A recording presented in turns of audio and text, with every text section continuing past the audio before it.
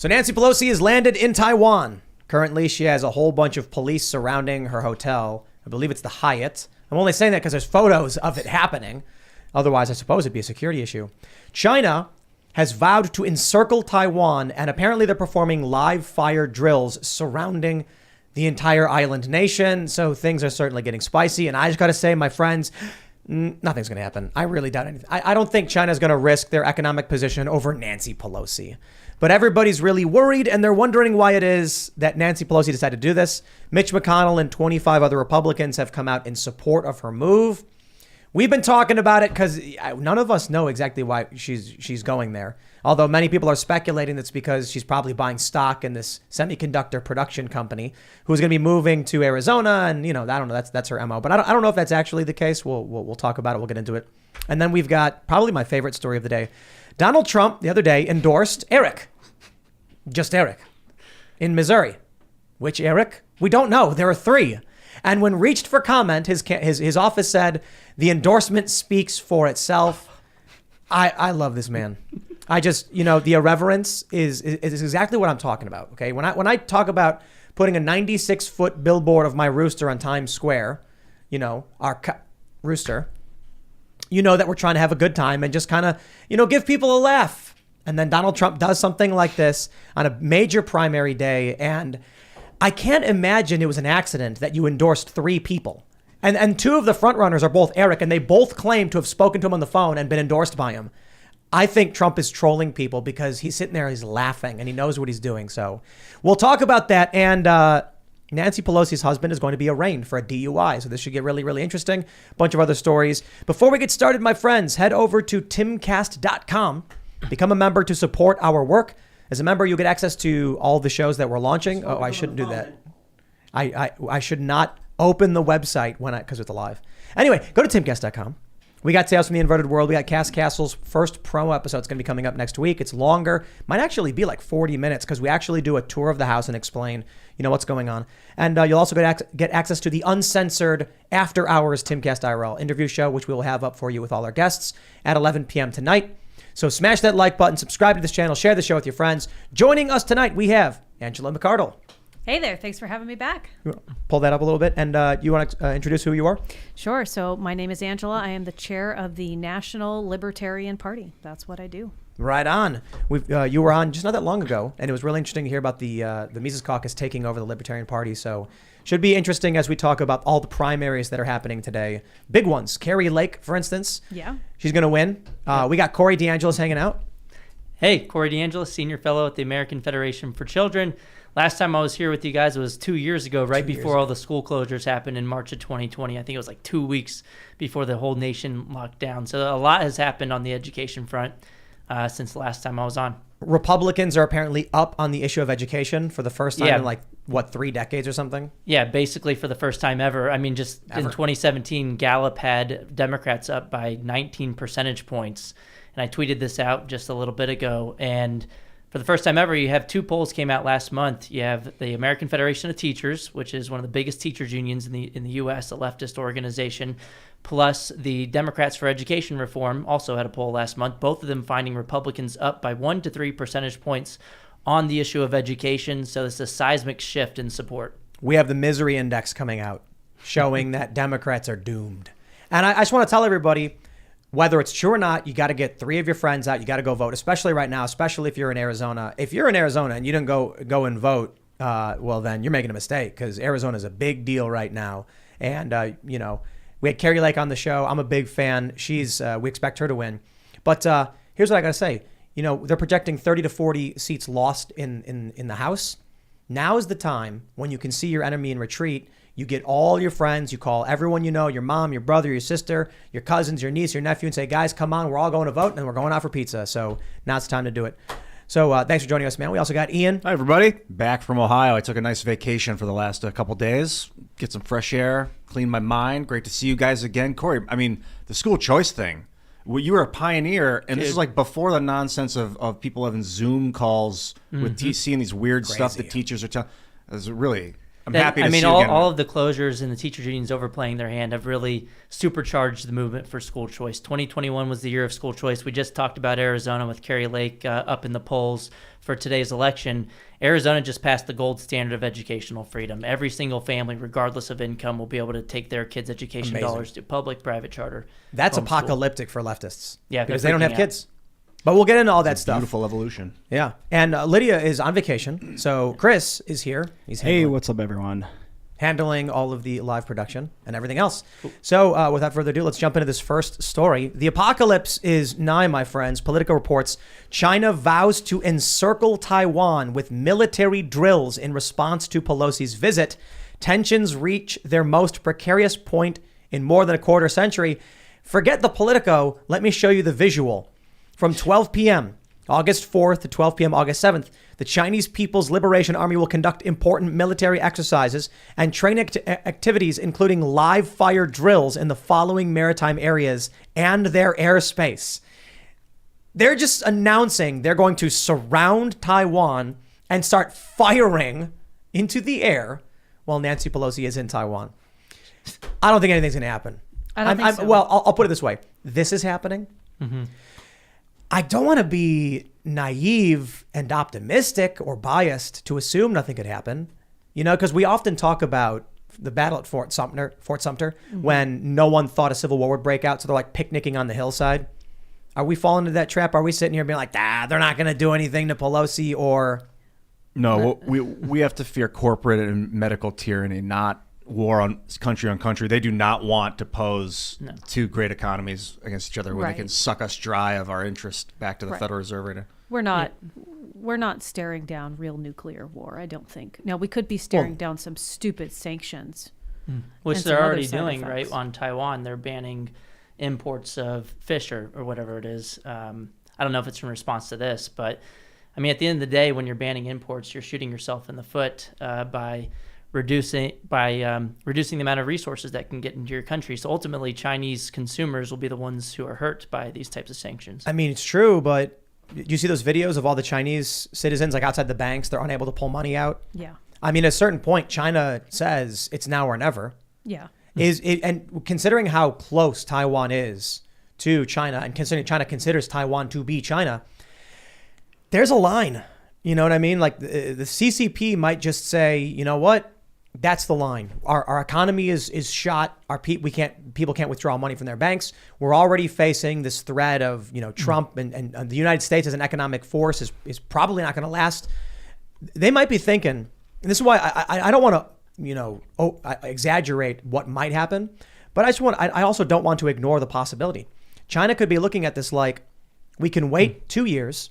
Donald Trump gets reelected, trade war again, economic crisis on our end. We start losing manufacturing. Or they can say, you know what? Shore up our defenses now, make the move before they do. And that might work out. I hate to say it, but it might work out okay. It might work out just fine. As long as the United States doesn't go after them with aggressive military action, ultimately what's going to happen? I mean, I feel for the people in Taiwan. Absolutely, I do.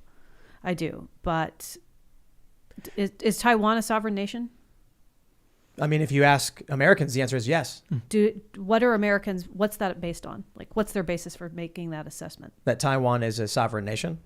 Has Like the history of Taiwan and China? I don't know. What do you mean? Officially the Republic of China. This Yeah. is where the old Chinese government fled when Mao staged his insurrection. And Right. so basically this occupying force, the CCP, isn't the real government of China. It's the Republic. Right. But the United States officially does not recognize Taiwan as Right. its own country. Right. And so doing that would be a huge leap, and it would have a lot of implications. Yeah, but I don't like Nancy Pelosi all that much. I think she's a hypocrite when it comes to education, for example. But I don't think her going over to Taiwan and meeting with people's going to be considered a real act of aggression, for one, because it's not. But I think the Chinese government might be more concerned about us funding Taiwan and actually providing subsidies to them, which could change the dynamic of power in the future. Yeah, I'm surprised so many people exist in this political mindset that like China is a bunch of imbecile children. Like, do you think Russia is sitting there going like, oh, those Ukrainians keep eating fighter jets somehow? Or do you think they're saying we're at war with America? Right. Oh, they totally. Is China sitting there being like, we know the U.S. doesn't think Taiwan is a country? Or do you think they're saying the U.S. is funding Taiwan so they can rebel against us? And if it wasn't for U.S. involvement, we would have Taiwan now. I think it's probably somewhere in between. I think I think it's explicit. Well, the United States is definitely being an economic opportunist in this. And I think that our government is pushing it as far as they can go. But if China actually stepped in and put troops on Taiwan and started a situation like we're seeing in Russia and Ukraine, I don't know if the United States is going to send troops over. I agree. I think we've got the strike group carriers, warships that are heading into the region, which is why China's announcing this. Because they're basically saying, back off. Obviously, the U.S. is the only reason China hasn't just invaded Taiwan. I mean, maybe the fact that Taiwan does have its own defense, but of course, we're supporting them in many ways. We utilize Taiwan for tons of business. If it weren't for us, they would not have as much economic development, and they wouldn't have the resources to defend themselves. It looks like at the same time, we benefit China with trade as well. So they might not want to have an active aggression against Taiwan because they don't want to lose economic trade. Not if they're already hurting. Not if Trump's already started a trade war with them. Not if their banks are already in dire straits. Not if the sentiment of the American people is that in 2 to 4, 6 years, we're going to strip all the manufacturing away from China, stop doing these deals with Chinese-made products. If they're planning ahead, I got to say, it looks to me like the next 4 years is going to be made in America. Donald Trump, he's running again. Yep. They have to pull Joe Biden out. That right there is red flag sirens for the Democrat chances of winning. What are they going to do? AOC? Actually, we have the article we're going to talk about. Yeah. And there's no way AOC beats Trump. No. Knock on wood, because maybe something happens. But if Trump wins, he's going to say exactly what he said. Do you remember when he had that quote? Michael Moore brought it up. He went to the auto manufacturers and said, if you make your cars overseas, I will charge you a 30% tariff to bring them in and no one will buy them. Yep. And then what did we see? In Michigan, they reopened plants. They brought the cars back from the plants from Mexico. And then as soon as Trump's out, all of a sudden they shut it down. They're moving things back out again. China knows this. They know it better than we do. I can only imagine that they're like looking at their watch saying, we hope Trump doesn't win. According to Wikipedia, Taiwan is part of the Republic of China, which is a country. And Taiwan, there's 168 islands in the Republic of China. Taiwan makes up like 99.98% of the landmass. So it is its own country, the Republic. Oh, okay. So the last poll that was released out of The Hill has Trump up against Biden by 8 points? It's like not even close. Biden's done. I mean, did you see that there was a video that came out that everyone thought was a deep fake? Because his eyes are like lasered and he's like, you got it. It's like, I'm sorry. I don't think it's a deep fake. I think they just gave him uppers. Well, is he going to get better or worse between now and 2024? That's a real question. It's like they're giving him these pills and it's like squeezing blood from a turnip, like there's nothing left to get out of this man. They're probably pumping him full of things to fortify his blood, this poor man.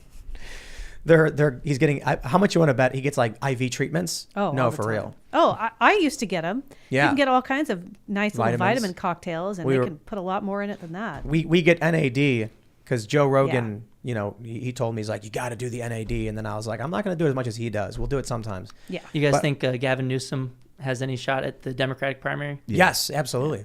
I just don't think they can win. Yeah. But look, I can't see everything. I've made some good political predictions. I've made some big bad ones. And, for the most part, it's like, here's what I think might happen.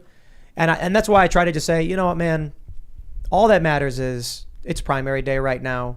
Midterms are really, really close, 3 months away. Forget who you think is going to win. Just get all your friends, every single one. You know what you should do? Tell your friends you're going to go vote. Call them all up, every single one. Post, hey, we're meeting here at this time. We're all going to go vote. And like if you live in the same district or whatever. And if they're grumbling or whatever, just say, hey, we're going to go out for pizza. On the way, we're stopping to vote. Then we're going to get pizza. There you go. That's what you do. I think Eric's going to win that race. I do too. Yeah. One of them. I mean, Trump endorsed him. So in Missouri. You saw that? Yeah, he's probably got something good going for him. If Trump may or may not have endorsed him. You were mentioning like Trump endorsed someone else with the wrong last name and first name or whatever. Yeah, like, wasn't that did he like laugh? was that JD Vance's race? Like he endorsed one of the first names and then the last name of the other guy, and everybody's like, well, is he really just trolling us on all these endorsements? See, this is what I love about Donald Trump. You know, it's like his foreign policy was some of the best I've seen.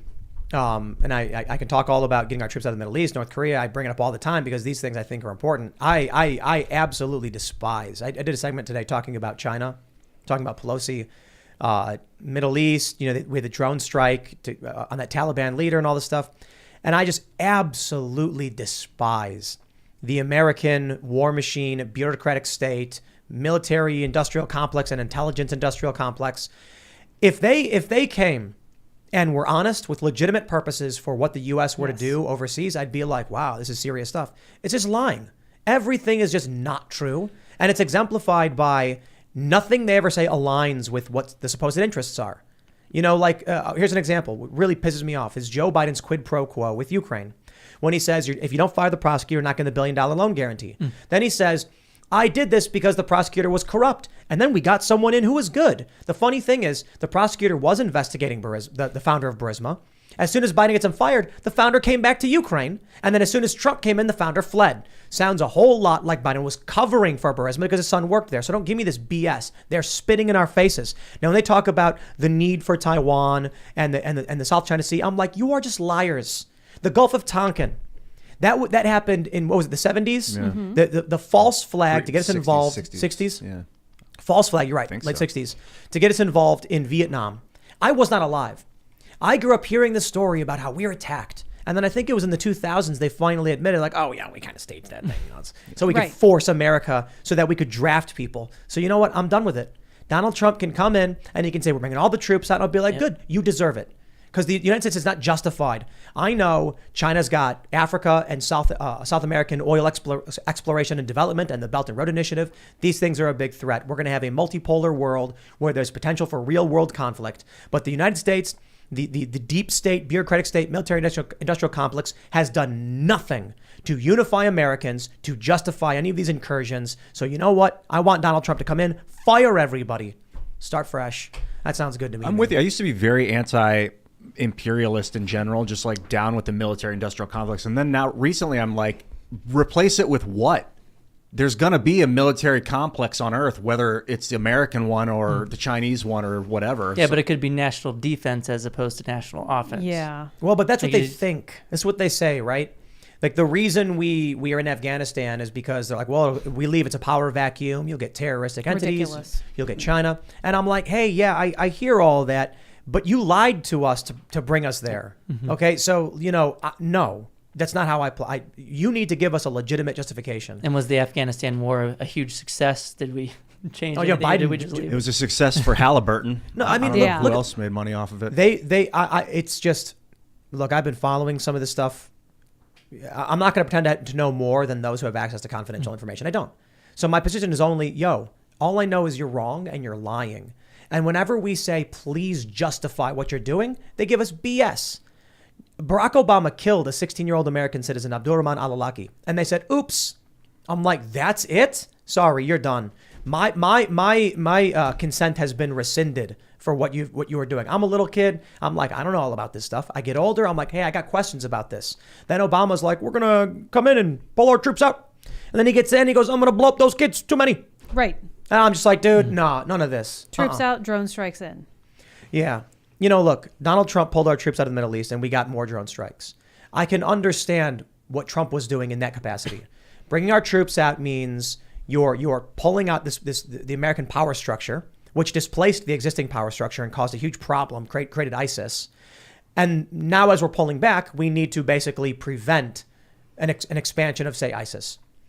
I don't blame Trump for the fact that other presidents started wars. I don't blame Barack Obama for the fact that George W. Bush started wars. I blame Barack Obama for drone striking children, for drone striking military-aged males, and then putting more troops in the Middle East. I blame the administrative state for lying to us about why our troops are over there. And I credit Donald Trump for trying to get us out. Not that he did everything perfectly, far from it. But no new wars, pulling our troops out, I thought it was a good thing.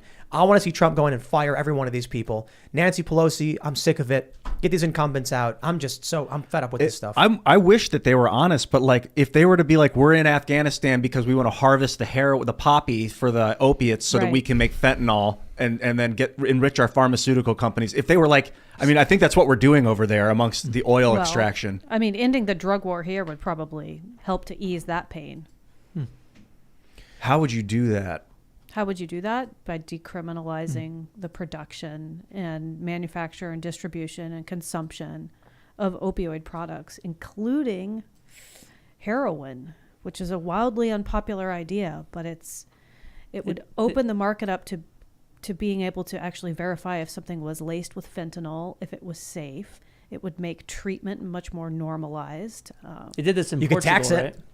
Ooh, yeah. I knew it. You're like, no, none of that. I mean, it could happen, but and from a libertarian perspective, that makes my skin crawl. But I'm much more grossed out by the thought of us killing citizens in other countries, and calling it collateral damage. That's an awful thing. I look at Fast and Furious, with Obama giving the cartels weapons. These people are not your friends. They do not have the best interests of America at heart. You look at what happened with Michigan with the Whitmer plot. Yep. And then you see in the trial, it's like, oh, they were almost all informants orchestrating the thing from the get-go. And the guys, I think the jury ruled 2 of them were entrapped.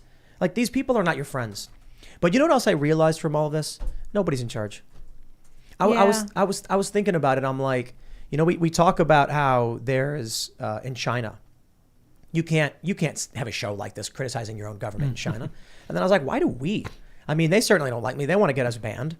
They don't have as much power here. Yeah. What I mean is the political elites, the uniparty, the bureaucratic state, no single group has enough power to destroy another group. And so there's a constant, battle for power. Right. There are people of principle who are like, we should have decentralized power. They get exploited by liars, cheaters, and thieves.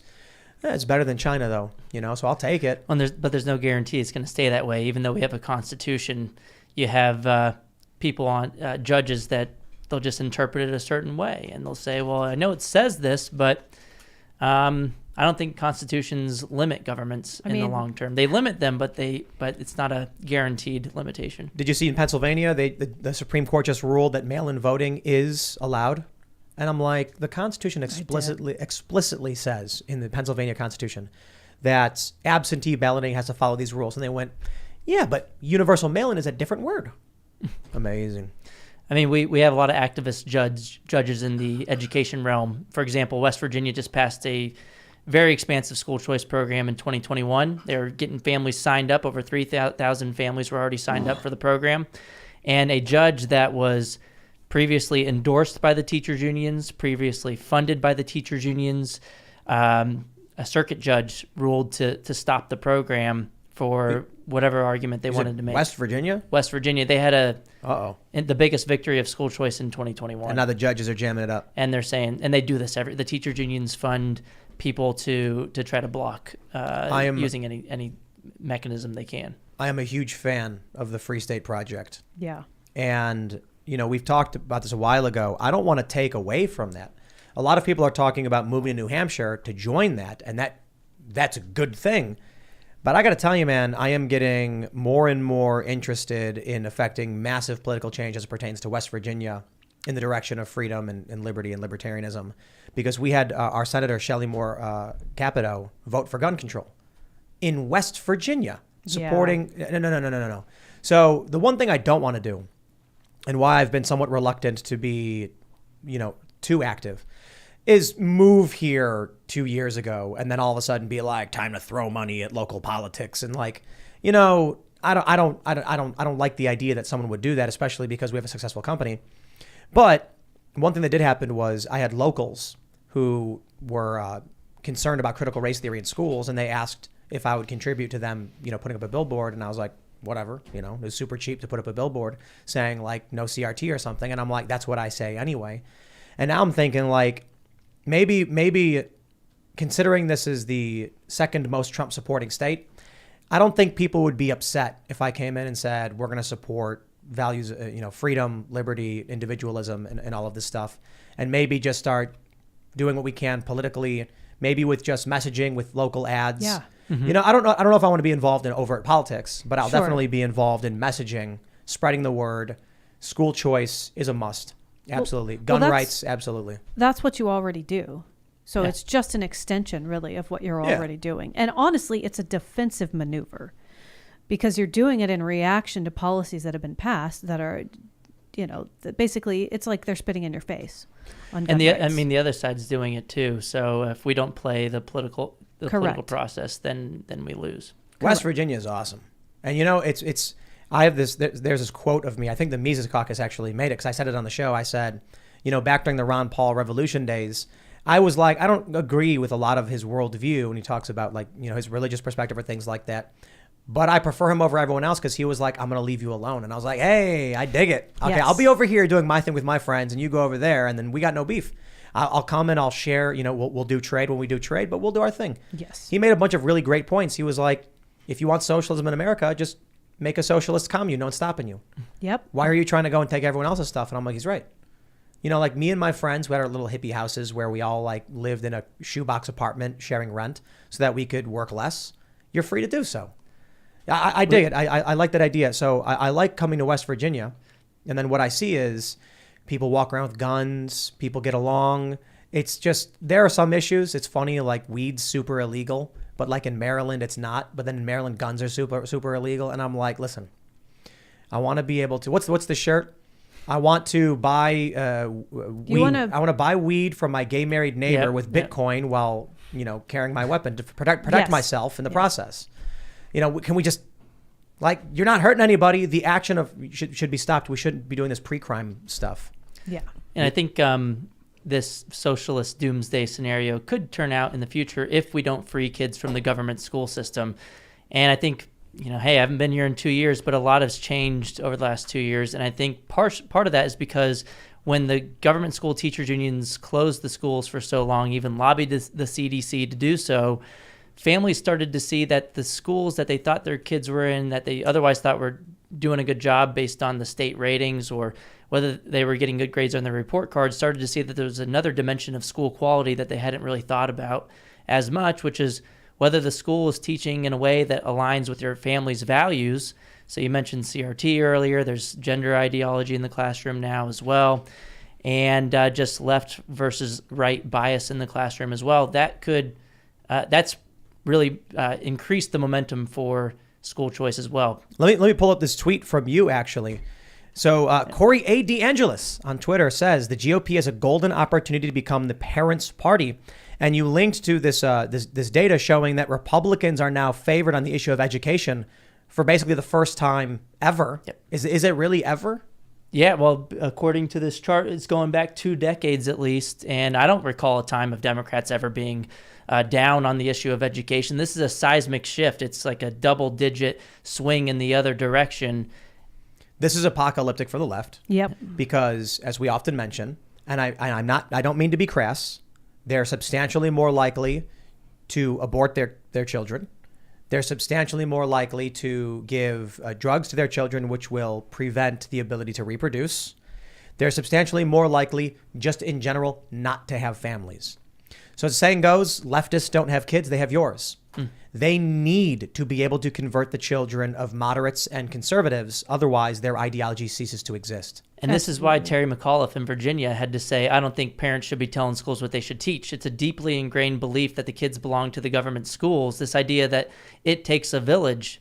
Well, it turns out it's a deeply unpopular belief, especially after the school system treated families so bad after the past couple of years. And I think the opponent, the Republican, Glenn Youngkin, tapped into something which could be a blueprint for success for the GOP and libertarians as well going forward. Because how are you going to defend this idea that parents shouldn't have a say in their kids' education? Yeah, it's insane for any ideology too. It doesn't just because it happens to be on the backs of people that were like talking to kids about sexuality. It doesn't matter. You want to talk to kids about religion and tell them not to tell their parents. It's still messed up. You still don't do that stuff. We have entrusted the public schools. They violated trust, in my opinion. Can you like real quick give an explain what school choice exactly is? Yeah, the money that would have followed you to the government-run school, on average in the U.S., according to 2019 data from the Census Bureau, was about $16,000 per kid. Wow. If you want to take it to the government school, you can. If you like your public school, you can keep your public school, but for real. But if not, about half of the funding or so, depending on the law that you pass, will follow the child usually to something called an education savings account, which the parents could use for private school tuition, for a charter school, for home-based learning options like a micro school, for example. It's the idea that the money follows the child. It's time to start calling this universal school access. Yeah. We advocate for universal school access for all children. You oppose access to schooling for children? You monster. I just call it funding students, not systems. It puts the other side on defense because if you want to fight against me, you have to argue why we should fund the system and not the student. So it's a sure. I'm going to call it universal school access. And look, I'm in favor of both. Universal school access for all families. USA. Tweet it out. Listen. A impoverished family should have the right to get access to the school for their kids that they think is right for them, don't you? I mean, you don't think we should segregate schools, do you? No, and I think that Well, there we go. Kids in Universal school access. incredibly violent, dangerous inner city school systems should be able to go to school somewhere else if the funding is there. Honestly, from a libertarian perspective, I say just get rid of as much public education as possible. But if it's going to be a fight to do that, let's take every step possible and at least let these poor kids have a choice. It's brutal. Public school is a brutal, violent place for a lot of children. Oh, yeah. Yep. I certainly know that. It's terrible. Yeah. You were homeschooled, right? Briefly. So before kindergarten, my mom homeschooled me, my brother, my sister. I think, as the story goes, we were homeschooled the moment we were alive. Yeah. Well. Like she was always, trying to show us things. And then I think I learned how to play chess when I was like 3. Not that I was good at it. I'm not saying that, but like I was being explained and taught the moves of a chessboard and stuff like that. And then when me and my siblings, when we were going to school, we already knew our basic math before even kindergarten. We started with Catholic school, which was private. My family chose it because they thought it was a better school. And then hard times. After 5th grade, we moved to a public school. And wow, I think this is one of the greatest experiences of my life, to be honest. Going from this private Catholic school, which was very strict, but not particularly harsh. Just it was like very rigid. Like if you didn't have your tie, you got a misconduct slip and you had to go home and get it signed. And it was like, oh no, you don't have your little sailor tie. And then you go to this public school where nobody did anything and like you didn't have your homework. Who cares? What are you going to do about it? The kids were doing drugs. And then for me to be thrust into that, I think was actually a really good thing. Because I had discipline from a private school, private Catholic school. Then I got to experience the real world very, very quickly. And so I was like, okay, I don't want to do those things. I see why they're bad, but I also see real life. Mm-hmm. So there was a net benefit to having experience from a more disciplined place and then realizing just how bad public schools were. I mean, I got to tell you, like going from a private school, which, they have their problems too. It's not like it's perfect. And then going to a public school is like, I was not even in school. It was like daycare. Basically. Yeah, which a lot of parents didn't get starting in March of 2020. And then you had some people in the school system saying, I'm doing my job, I'm educating through Zoom. But it's like, well, but one of the side benefits of the school system is that you have in-person childcare services. And taxpayers have agreed to pay $15,000, $16,000 per year. I would say they don't agree in the current situation either, but they certainly wouldn't have agreed to raise taxes as much as they have if the only benefit you were getting was something that could be done via Khan Academy for free. How about Zoom detention? Remember that? Yeah. Log into Zoom and stare at a blank screen for 30 minutes. And have the cops come to your house if there was a Nerf gun behind you on the wall. That happened too. I had Saturday detention once. I went to high school very briefly, and I can't remember what happened. I think I cut class or something because it was just so awful. And then they did this thing where they changed our schedule. So I'm in 8th grade, and it's like 7:30 in the morning until 2:30 is school. And then when we start high school, the local high school says we're doing 10:45 a.m. to 5:30 p.m., which was like a huge shock to all of the freshmen coming in. So I was just like, this is ridiculous, and I left. So I come back and they're like, Saturday detention for you. And then I was like, what happens if I don't come to Saturday detention? Like, you get another one. And I was like, okay. And what happens if I don't go to that? And they're like, you get another one. And I was like, I don't think you're understanding what this means. And I'm like, okay. And then I just didn't go. Like, nothing happened. It's nonsense. Even then, now Zoom detention is funny. It's like, turn your tablet on and then sit in your room, I guess. You're like playing video games or I mean, something. and at the same time, you had the teachers union board members vacationing in Puerto Rico saying there's no way I can go to work in person, but I can be sitting here on the beach tweeting out photos on Instagram. Well, if it was safe enough to travel on vacation, why wasn't it safe enough to go back to work? They're full of it, man. And you know what? It doesn't even matter. I don't want to have a political argument over schools with like teachers in the unions. I'm like, my attitude is strictly, hey, good for them. If you like your teachers and you like what's going on, that's really, really great for you. I think we need universal school access for kids. And, that way, not every teacher is good. And so the parents need to decide, what the proper schooling is, and they shouldn't be barred from that. So if you have a kid who's let me ask you this. Is it unreasonable? If you have a kid who lives in a poor area, the parents should be allowed to have that kid go to a wealthier neighborhood school, right? Yep. That's universal school access. That's what we're fighting for the underprivileged inner city kids to go to where the rich white kids get to go, right? And if you look at the percentage of people from different backgrounds who are using these existing programs, it tends to be lower income families. Charter schools, you look at National Center for Education Statistics data, more likely to have a higher proportion of non-white students and more likely to have a higher proportion of low income students. You look at the DC voucher program, for example, where I live, and the average household income of students using that program, I think, is about $28,000 per household in DC.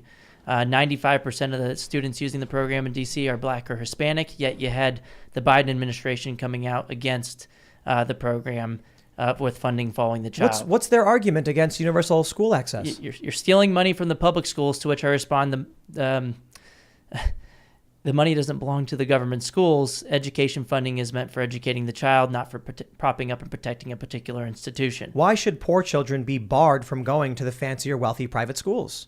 We should guarantee universal school access so the families can get a voucher and go to the wealthy private school or the public school in the better area. Universal school access. Well, what's funny is the left supports a whole bunch of initiatives that allow public money, taxpayer funding, to follow the decision of the family or student for higher education. We have the Pell Grant for low-income kids. We have the GI Bill for veterans. You can take the money to a public, private, religious, or non-religious university. It doesn't have to go to one particular place based on your address. We do the same thing with Head Start and pre-K programs. The families can choose religious or non-religious private providers of pre-K, and that's the funding following the student. We do the same thing with food stamps for grocery stores. You can take the money to Walmart, Trader Joe's, Safeway. You don't have to take the money to a residentially assigned government-run grocery store. What happens if everybody signs on to this and then all the kids from the surrounding area want to go to this one school that's really good? It overloads their capacity.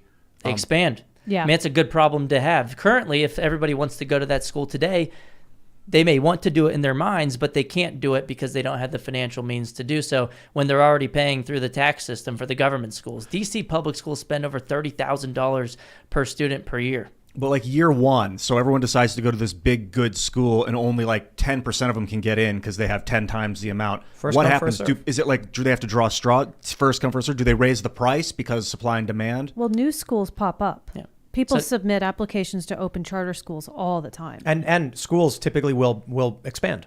So if in 1 year too many students are trying to enroll, they'll say we've hit our capacity. So we've, through a random lottery, these are the ones that are allowed to come. We're sorry, but we will be expanding next year. So you can next year. But in the meantime, and let's say you can't go to the best school, you can go to the second best school. It's better than having no choices at all. Let's jump to this next story from the New York Post.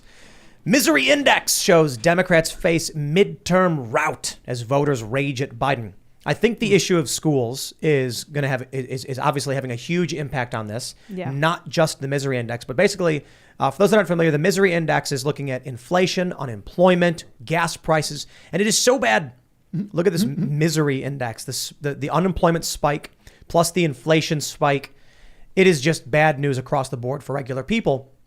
This typically indicates there's going to be a major party switch, like the Congress is going to flip. Yep. People are just saying we're done with this. I think on top of this, you have what we saw in Virginia with Youngkin. Parents have become a voting bloc, which is hilarious, and the Democrats keep attacking them. The end result is going to be, well, it's hopeful. Based on all of the data we've seen, Democrats are going to get purged from Congress and the Senate. Yep. Joe Biden's still in the presidency, so it's not like there's going to be a lot of movement. And then if the Republicans can make their argument properly, 2024 comes around, you get a Republican president, and then all of this stuff gets shoved through.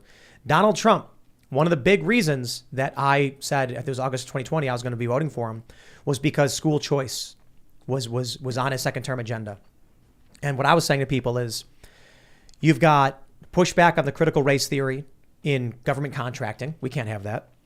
But school choice makes the most sense. There's no argument against it. It should be a left-wing position. Yep. So I'm previously mentioning calling school choice universal school access, because the idea is families can choose where to send their kids. They will get a confirmed. Right now, a poor family can't go to a private school, but with the school choice program, basically they can now. That's. But that's not what they want. Right. They want you in these propaganda indoctrination centers where they can control what you learn as a student, and they can just crush the joy out of learning. Absolutely. The crazy thing though is school choice it should be a left-wing position. Mm-hmm. I mean, if you poll the constituents on the ground, polling consistently shows supermajority support. For example, the latest Real Clear Opinion research polling from 2022, finding that 72% of Americans support school choice funding following the child to public and private schools that work best for your kid. But there was also supermajority support among Republicans, Democrats, and independents. It only comes to the elected officials in the state houses where you see Republicans being much more likely to vote to support school choice than Democrats, and that's all because of the political power dynamics of the teachers' unions. We were speaking a little bit earlier that Randy Weingarten's union, who had this poll backfire on them, showing Republicans up on education, but the American Federation of Teachers, the second largest teachers union in the U.S., in 2022, 99.997% of their campaign contributions have gone to Democrats. So the Democrats are in a catch-22 situation right now, and this is why this is such a good opportunity, a golden opportunity for the GOP to become the parents' party, because if they talk about education, the Democrats are going to have to respond in one way or the other. If they come out against parental rights like we saw with Terry McAuliffe, well, that's a disaster with the new special interest group, which is parents. But if they come out for parental rights, well, then Randy Weingarten and the unions are going to get mad. I want to, Ian, do you mind talking about what you were mentioning before the show with your family? Yeah, which one exactly? About watching the show? Mm-hmm. You're cool talking about it? Yeah, 100%. Yeah, so before the show, Ian was mentioning that you were talking to your parents about Biden's brain. Yeah. Last time I went to Ohio about a month ago, we were talking about Biden, and I was like, it changes from time to time, but I was like, he's losing his mind, and my mom's like, I mean, he's not that bad, or he's fine, and I was just like in shock, but I left. I didn't, I'm not getting emotional about this stuff. So I went back a couple days ago, and she was like, the problem with Biden is he's losing his mind. She's like, yeah, he is, and the media's talking about it now. And that's probably why she started acknowledging it. Yes, as soon as you see Jimmy Kimmel talk about it and everyone laughs, then it's okay to acknowledge it. This was a really great example. I was like, I was saying to Ian, I was like, tell them that we on this show have been showing examples of this for years. The true and honest shot of pressure. And so they need to look. It's not about watching this show. It's about watching shows in this area where maybe it's because we're younger and more attuned to what's going on. We see these things. We know what's happening. But when they sit and they watch corporate press, they're not realizing it. They're way far behind everyone else. The reason I bring this up is this is why Democrats retain power, because regular people aren't, I shouldn't say regular people, but the older generation is not getting real information. Right. They are getting fake news from the corporate propagandists. I mean, weren't they saying that people who were questioning Biden's cognitive abilities were making fun of like a stuttering issue that he had? Yes. Wasn't that was one of their thing. first defense tactics. I've never seen someone with a stuttering problem put a medal on someone's neck backwards and walk off stage the wrong direction. That's not stuttering. Well, to be fair, it is a common symptom of stuttering when you reach out to shake invisible hands, when you say words that aren't real. Everybody knows when you have a stutter, you don't just stutter, you also make words up. Like Batacaf Care and Next Nalrescent and Trinidad Shabbat Pressure. You accidentally put your son on boards of oil companies. The most common symptom. Read off the end of quote.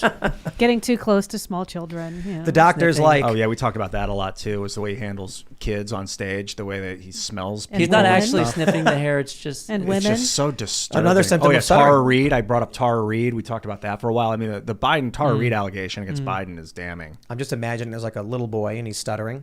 And the doctor's like, we couldn't help but you have all of the symptoms of a stutter.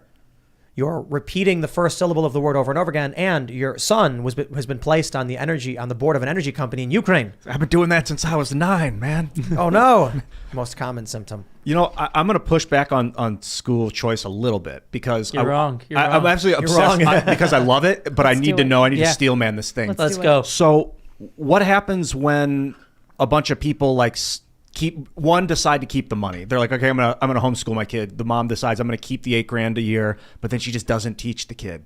That's already happening in the government schools. You want to get rid of all government schools because some of them don't teach anything? Yeah. I mean, this is using an outlier. But let's more directly respond to the point. I'll make one point real quick. Yep. When I went to school, I had teachers who didn't teach us anything. And it was punishment. It was prison. So it's ungovernable. Do you think it's ungovernable? No, we have just like a health savings account where you can only use the funding for health services. It's an education Or like an savings EBT account. card for education? So you can't go and buy, big screen TVs. If you do, you'll be in trouble for fraud. Even if you did, I think that'd be a better use of the funds than throwing them to an endless money pit into the government school system. Hiring more guidance counselors. I got to tell you, I think many kids would be better off not in these schools and not being educated at all. Yep. Because some of these schools are doing worse than nothing. Oh yeah. So the other question is, what do you do in the situation where the surrounding schools all send their kids to the middle, this one really good school, and then they all lose money and start to go out of business or have to fire teachers, and you've got these like derelict schools that are half. I mean, that's the argument that. I just want to jump in. Like, imagine there was a bakery that sold turd rolls. And nobody wanted them, but the government was forcing by taking your tax money and then funding the turd roll bakery. And then one day someone comes along and says people should get a choice on what they eat for breakfast and they shouldn't have to send their kids to the turd roll bakery. If the turd roll bakery collapses and all the bakers get fired, I'm sorry, dude, people just don't want to eat crap. Yeah. So the problem is... It's not a good argument to trap the kids in there. Like, the thing about a business is that they can fail when they do bad. The bad thing about business is that they can become exploitative when they grow large and cumbersome, like, Starbucks, for instance. When they start shoving out, or I shouldn't single them out. Any major fast food can shove out local mom and pop shops. There's a problem when they grow too large. But we can address the problem of monopolies. We also need to address the problem of unfallible government institution, perceivably. Like, well, the school, if it's not doing well, give it more money. It's like, no. And you got to recognize that there is no utopian school solution because human beings are imperfect, fallible creatures. So we can't make any system perfect, but we can remove government monopolies and government incentives for corruption and coercive school policies. What do you think about curriculum? One more on that point. The reality is school choice is a rising tide that lifts all boats. Competition leads to improvements in every sector of society, including in K-12 education. And there are 28 studies that exist on the topic. 25 of the 28 studies find statistically significant positive effects of private school choice competition on the outcomes in the public schools. So they up their game in response to competition like you see everywhere else. And at the end of the day, if the people who make this argument this is going to destroy the public schools, they don't have much confidence in the public schools. That's not a good argument to trap kids in there. It's a good argument to let them leave. Yeah. Destroy away, please. Yeah, like let the bad businesses fail. Are they considered businesses, schools? I mean, they are with higher education. They are with pre-K. Why isn't any different for K-12 education? We have a market for schools already. The private sector already exists in K-12 education. It's not just that. When people are looking to buy houses, they check the school districts specifically because they're shopping around for good school districts. And you will find areas with bad schools, people that, well, we shouldn't move there because of their schools. So that kind of thing already exists. The issue is, my view of school choice is like, you've got a poor family living in this area and the school kind of sucks. They can't afford to move. They can't afford to jump to a wealthy area, but they can say, we can take this universal school access and send our kid to a better school and give them a better life. And you can save taxpayer money at the same time. They spend $15,000, $16,000 in the government schools. You can structure the program to be $10,000 per kid or $12,000 per kid, so you can have a taxpayer savings. You could even give some of that money back to the public schools. They end up with higher per pupil funding, and you can create a win-win situation. Oh, interesting. So you could give a small percentage to schools where there are no kids going just to keep. That's a really good idea. See, there we go. I want to jump to this next story because it's the most important story of our generation. The Hill. Opinion. AOC is the Democrats' best shot against Trump in 2024. Ladies and gentlemen, I agree.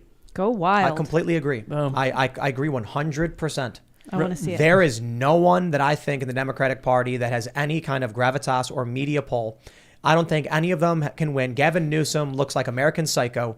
AOC can't win either, but best shot, agreed.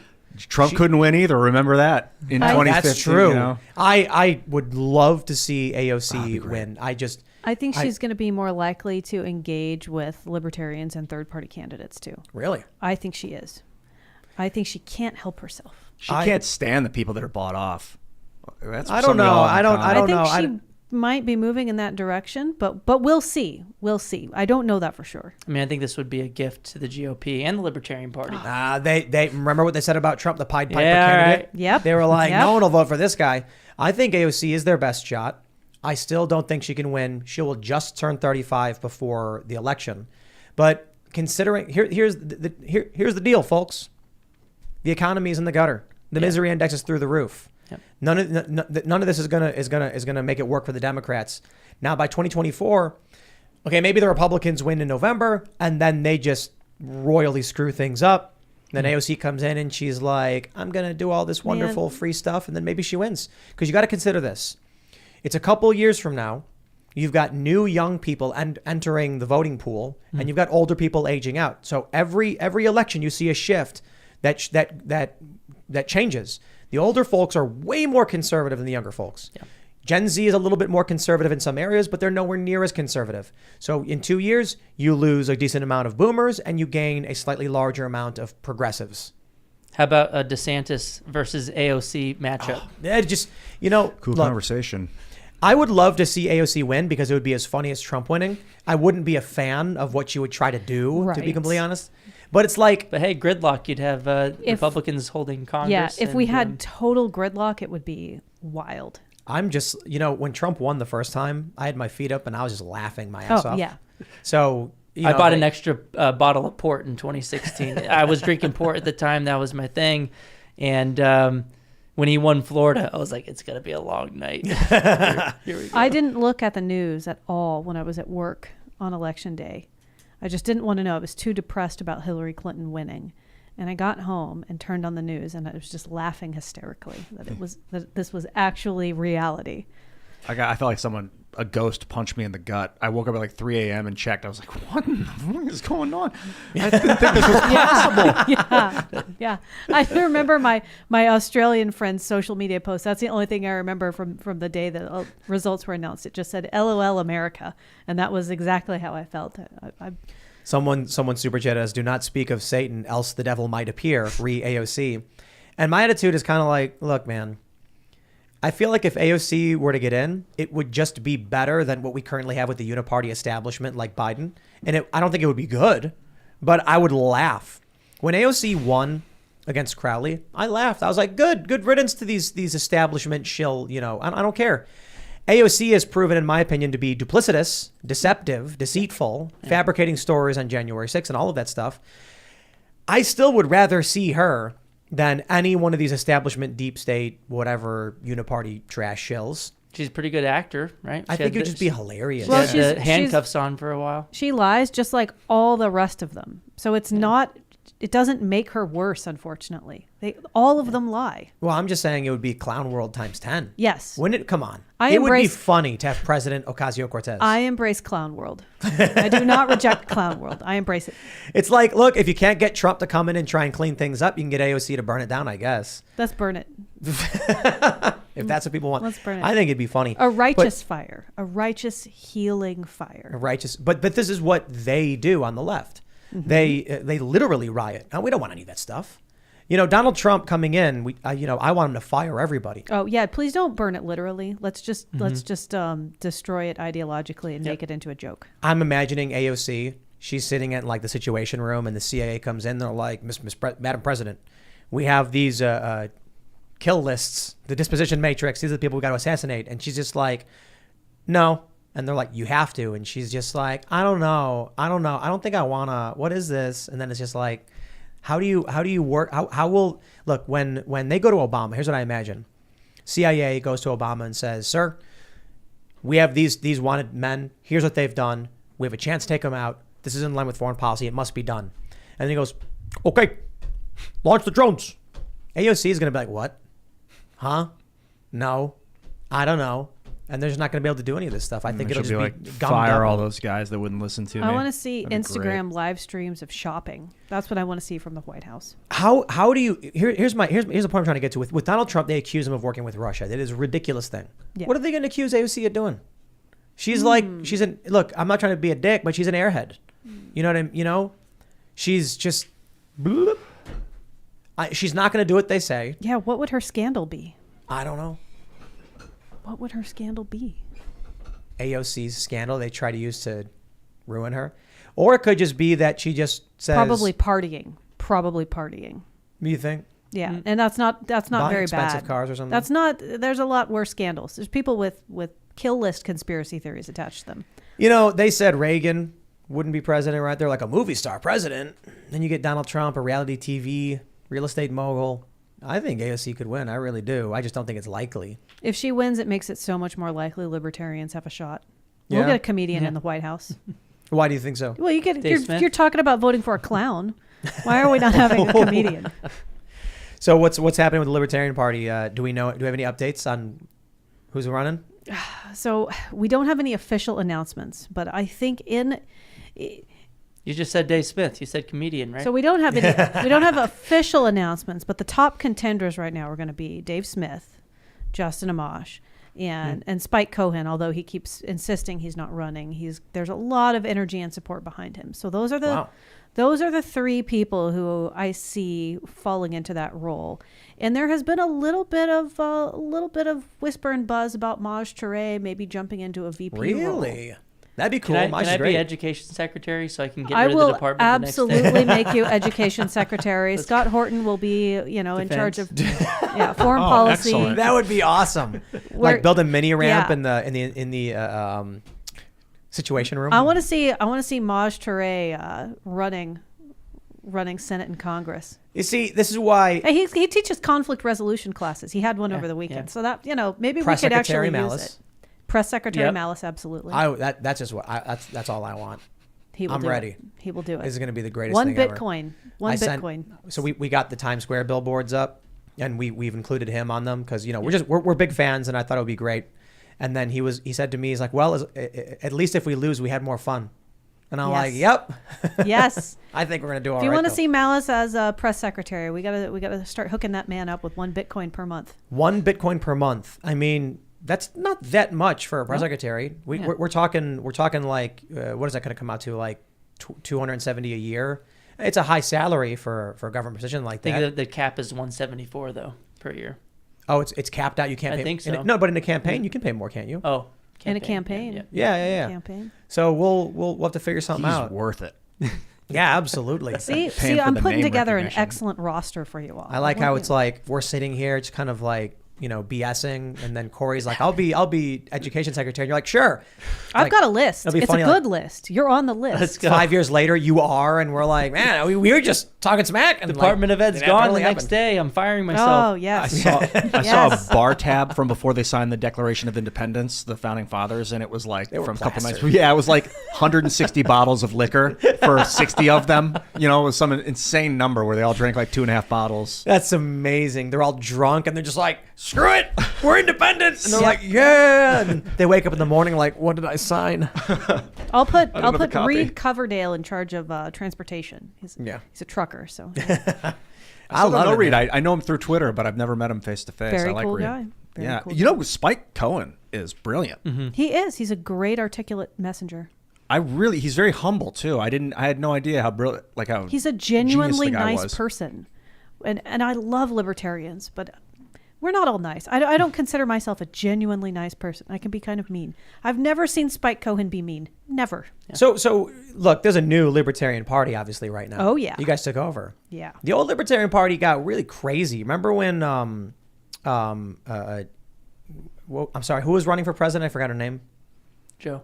Jo Jorgensen. when she did that Marxist authoritarian statement on Twitter. Oh my goodness. Yeah. I was like, this is the funniest thing I ever heard from her. She said it's not enough to be not racist. We must be actively anti-racist. Super sweet lady. Did not have good people on her team. But it was funny. I thought it was hilarious that the libertarians were telling us what we must do. I know. It was very painful. It was very painful. What we must do. What was the party's stance on like the closures and the lockdowns at the time? So the party did not make a single statement, not on their website, not email, not social media, not Twitter, nothing for an entire year. Come on, this is your opportunity. This is the time to do this. This is your time to shine. Ball whiffed. So we have come out very strong opposition under new leadership to lockdowns, all manner of mandates, vaccine mandates, war. What? I don't understand how look, it sounds to me like the Libertarian Party was taken over before you guys took it over. It was taken over in 2006 by... The insider term is pragmatists, but you could consider them as more centrist, moderate types. So you could think of it as Yang Gang without the marketing. But they're not libertarian. Correct. Like people refer to me as lib center, libertarian centrist or whatever, and I'm more in agreement with you guys than anything. Oh, very much so. No, they started out kind of like moderate. Oh man. So the history of this is really brutal, and I had to go through recently about 15 years of staff reports to understand everything that happened. So exciting. Well, really more. I went back to 1996. It will bore you to death, but I personally found it fascinating to watch the party get taken over by neocons at one point, and watch membership and fundraising and interest tank, and then get taken over by woke types and watch it tank again. The reality is libertarians at large, the movement, don't want anything to do with that. But these weirdos got into positions of power and really soiled the branding and name. And it's just they were more organized at the time. And who knows, I speculate there, why are you libertarian at all? Well, you're mad at your dad, so you don't want to vote the same party as your dad, so you pick us instead. It's like your weird, boring centrist rebellion. Wow. Yeah. But now we've taken it over. We've taken it back. Was it because of the COVID stuff, or was it already in the works? We were working on this. We kicked it off at the summer of 2017. So I was already active in the party and then was kind of confused when I saw people coming out against Ron Paul in the party. I was like, what? Yeah, total embarrassment. I'm ashamed. This was like the Prags or whatever? Yeah. Shameful. I don't understand how are they against Ron Paul? I don't know. Mean words. He had friends they didn't like. Someone said something mean. That's not pragmatic at all. No, it's not. It's not pragmatic. It's bizarre, weird, culty gatekeeping. Like you don't have any friends who've ever said anything mean that you didn't like in your whole life. It's an unreasonable, so not weird. Human position. Because if you're libertarian in any respect, Ron Paul being like, I'm going to leave you alone, you're like, okay. Amazing. We're done. Perfect. The man has done so much to advance liberty. And in spite of these weirdos who had control of the party for a few years, Ron Paul, even in the Republican Party, grew the Libertarian Party tenfold. Because a lot of times people would get politically engaged. They would go where Ron Paul was at and they would say, the rest of the party is nothing like you. And then they come and they join us. I'm glad he had kids because I like Rand Paul too. Yeah, I do he's too. great. I do too. So we're onward and upward. Would you say Rand Paul's a libertarian? But I'd say he's pretty close. I think he's not totally sure if he's a libertarian or a Republican, and that's probably his internal fight. And one day he'll sort it out. But I think he is by far the most libertarian senator we have.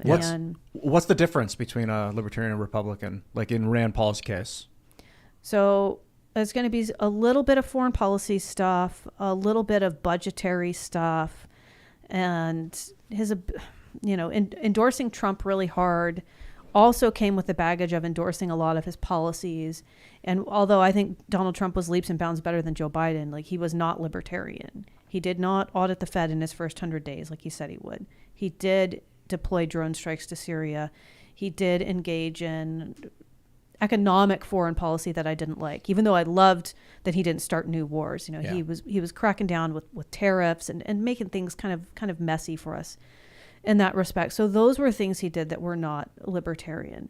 Of course, the border wall, people flipped out and lost their minds on. And the Libertarian Party, the membership is kind of split on borders, which other people don't want to admit. I think that the truth is the best thing that you should embrace. And the reality is there are people in the party who do not want total open borders. Yeah. It's not controversial to want Ellis Island style immigration, by the way. That is not a crazy closed borders position. I don't think people understand that you need borders. A country is defined as a nation with set boundaries, borders.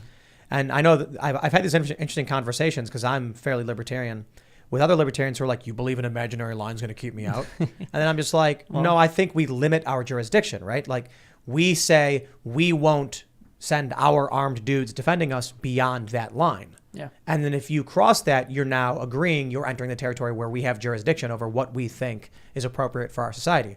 I'm not an anarchist. I believe there's got to be some laws. There's got to be some. You can have anarchy with laws too. You Just can privately provide law. You can, and this is sort of the nuance that most people just their eyes glaze over when we dig into it. So, but I'll try. Ideally, right, in your perfect world or your near perfect world, since there's no utopia, we have private borders where everybody owns everything. Everything is privatized. You decide who comes across your borders. Now, the reality is that's not the world we live in. Yep. And we have to deal with tragedy of the commons, and we have to deal with our tax dollars. And so from a libertarian perspective, I would want as many people who are peaceful to be able to come here as possible. But I also wouldn't want to guarantee them the right to vote. Yeah. Because those two things, those are totally separate, and it's unfortunate they don't get separated in the immigration discussion. There isn't something interesting that's happening with the way Democrats are handling immigration is we're developing a service guarantee citizenship style governance. I don't think it's completely bad, Starship Trooper style, but I don't like the idea of them just opening up the border, letting everybody come, and then creating a serf class. I don't like serf class. I don't like tying migration to voting rights and citizenship. If we got rid of birthright citizenship, that would be wild. If we got rid of, like in our visa program, that you can bring over your whole family, that would also be wild. These are some interesting things we could consider to make immigration less messy. We need to reconsider this. What people need to understand about voting, we have to hear from the left. They say it used to be that you could only rich white landowners were allowed to vote. And then it was like, well, you understand why that was. For one, yeah, racism, for sure, no problem. Like, it's not the same as people view it today. It was like, it's different times. But the reason why landowning was a component was because there were no IDs. If you lived here, you voted here. If you didn't live here, you didn't vote here. And so that's why it was the landowners were voting. Eventually, we were like, hey, people are renting a lot. Yeah. We should probably allow them to vote because they live here. It's like, okay. If we are now getting into a new territory of, the way we're handling immigration and everything, then we might want to update how we handle citizenship. Yeah. So we had birthright citizenship specifically because of the end of slavery. It wasn't intended to be that someone could, in China they do pregnancy tourism, birthing tourism. Right. That a pregnant woman will come to the U.S. to give birth so their child will have dual citizenship and then they'll go back. I have friends who were born here because of that exact thing. Now, I'm very sympathetic because their parents were terrified of communist China and were trying to ensure that their children would be able to grow up here and that they would have a place to flee. They were basically, political refugees, which is a thing that I'm sensitive to. But that also doesn't necessarily mean that you need citizenship. Didn't Milton Friedman make the argument that open borders would be fine and dandy if we didn't have a welfare state? Yes. Like if there wasn't. Yes. There's a lot of issues, I suppose. I mean. And we do. If we got rid of that, that would be a huge thing. We can't have open borders and non-citizen census at the same time. Right. So that's what's happening with California. They're trying to let as many people in as possible because it gives them extra congressional seats and more electoral college votes. And California does have welfare programs for people who are not citizens. They absolutely do. State level welfare. Doesn't this argument apply to the state level too, though? Like people could move from Arizona to California to get more benefits. So here's my biggest argument for closed borders. It's not people from Mexico or Canada coming in. It's people from California like me moving to Texas. Now I'm like, Texas, someone needs to build a wall around California. Inter-country closed borders. Texas closes its borders. Yep. States need to regulate. I think that might happen. So I was talking about abortion being a catalyst for civil war. Yeah. And one of the scenarios that we talked about was what happens if in Texas, where it's now banned, a man and a woman, hook up, they're together. At 8 months, they split. The woman says, there's no way I can have a baby without him, so I'm going to go to Colorado. The man says, I won't let you do it. You're going to kill my son. And then she flees.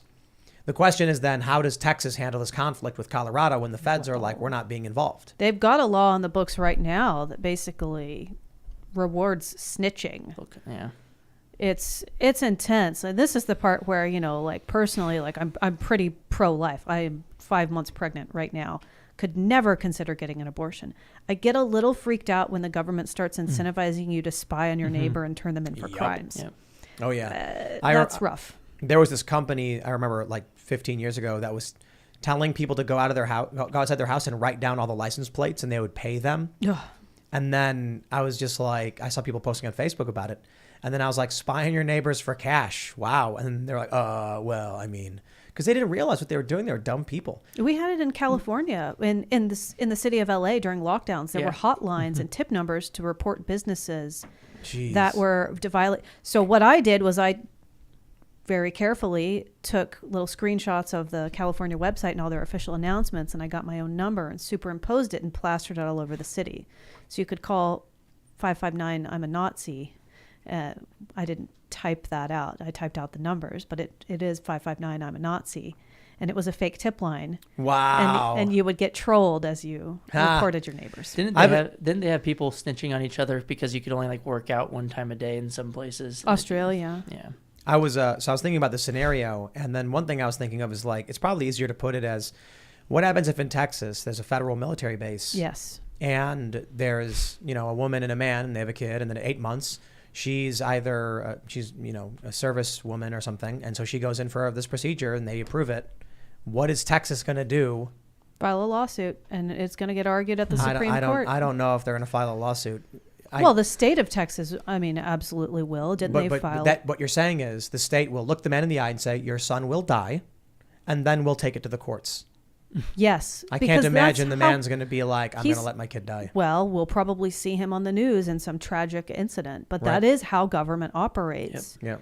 It's a slow-moving creature. Well, sort of. By design. If a woman kidnapped if the child is born at 8 months, yes, no man rushes him into a military base, they're going to bring her out and give the son back and say we can't do that.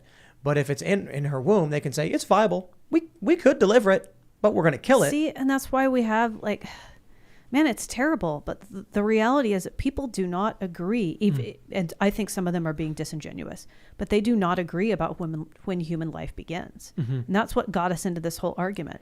I know. I like abortion is such a topic that when it comes up, we go crazy. But I just have to say, life begins at conception. There you go. There's anyone who's arguing otherwise is lying to you. Period. That's when life begins. Now you can argue human consciousness. You can argue ensoulment. You can argue all those things happen at different points. I don't care. But a unique set of DNA is in cellular reproduction, independent. That's life. And the goalposts will move in this argument, I think, throughout eternity, which is why I am so in favor of people just peacefully separating in this country as much as they can. As much as they can. If that just means strong federalism and aggressive states' rights, I'll take that over something worse. We saw what happened, when we had some states that believed in denying personhood and some states that didn't. And you got people like John Brown. So I feel like if we go, here's what I see happening. If we go the national divorce route, we peacefully say, you guys do your thing. Or we go even strong federalism. Let's say federalism, yeah. Let's say strong. Well, that's not always going to be that way, right? You'll get a Supreme Court that's hostile to states' rights, and then they'll change. They'll just keep changing back and forth. Well, but here let's outside of that. Let's say because of the speed at which communication technology. Yeah, it's different now than it was back then. Let's say we get strong federalism. We end up with Republicans winning in November. We end up with Donald Trump winning in 2024. And then people just these people are like, Trump fires everybody. All of a sudden, the administrative state at the federal level is crippled. The federal government loses tons of power. Texas says, Colorado, we don't care what you do. Then what happens when you get one of these scenarios where a guy's son is taken? Because the woman is pregnant and she says, I'm not going to deliver this for you because we're fighting and we don't like each other anymore. This guy goes to Texas. Without a strong federal government to intervene, Texas either says, yes, we'll help save your son, or we won't. They might say, look, we're not going to go and take a woman. Like it's never going to happen. So he says, I'm forming a posse. What does Colorado do when a band of armed dudes go in to rescue their child? What would happen if a woman kidnapped the 2-year-old child, jumped state lines, and law enforcement across the board said, we will not get you your son back? Even though we know it's a crime, we know your son's in danger, and she has expressed she will kill him. I think that you're likely to have a violent standoff, which is terrible. but we are already encountering situations like that. I mean, what happened with Ammon Bundy?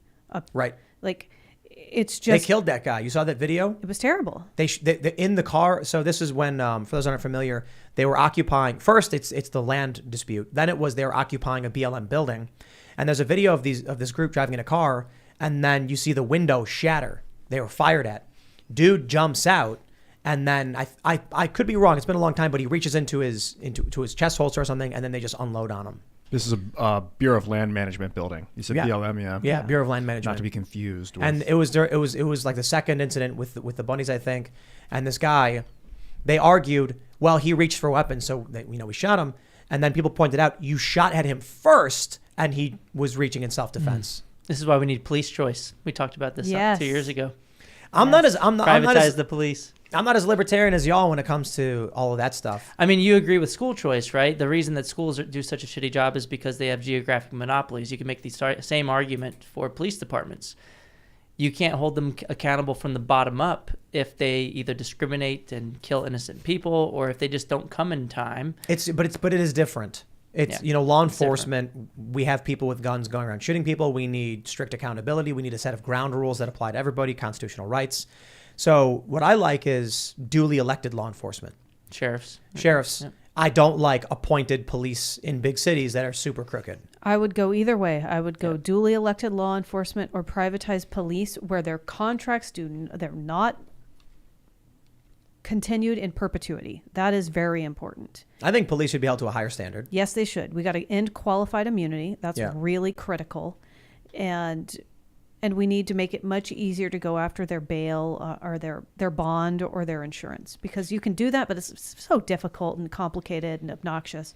It should just be possible. I really just think it comes down to we have a cultural problem. We do. Absolutely. So if, I look at these old tropes of officer friendly. He's walking down, everyone's waving, a free hot dog for you, officer. And the cop was concerned that if he screwed up, the whole community is going to get mad at him. So he's got to be this good guy. Yeah. These days, it's like you're in a city and the cop's like, don't know you, don't care, tell it to a judge. Yep. I'm not sticking my neck out for you. You get a cop who accidentally commits a crime, and then they cover for him. In New York, I personally witnessed a false arrest of a photographer. I was lucky enough to have filmed it, and then the false charges were dropped. And the cops lied under oath and got away with it. I've seen them shoot at and harass homeless people in Skid Row. Now, I know that a lot of homeless people in Skid Row have psychological issues. They can be a danger to others and themselves. But I've spent years down there doing volunteer work and completely unarmed, and I've been able to de-escalate situations with violent people. So I'm a small woman, and so I didn't have the need to shoot anyone. I would like to think that law enforcement with proper training can at least be as good as I am. Cultural decay in cities. As far as I've experienced living in the suburbs and in rural areas, no issue with sheriff's department. Deputies always calm, reasonable. It's probably because of density. Yeah. In New York, though, I lived on the block where a black nationalist executed 2 cops minding their own business, sitting in a car. But what people need to understand, too, is that guy, he didn't live there. He showed up to this neighborhood just to kill these guys. Yeah. He posted, you take 2 of ours, we take 2 of yours, or something like that as a reference to Michael Brown. Mm-hmm. But on the street, every night, there are floodlights on every corner, and cops, it's basically an occupation. They're the 5th largest standing army in the world. That's insane. New York Police Department.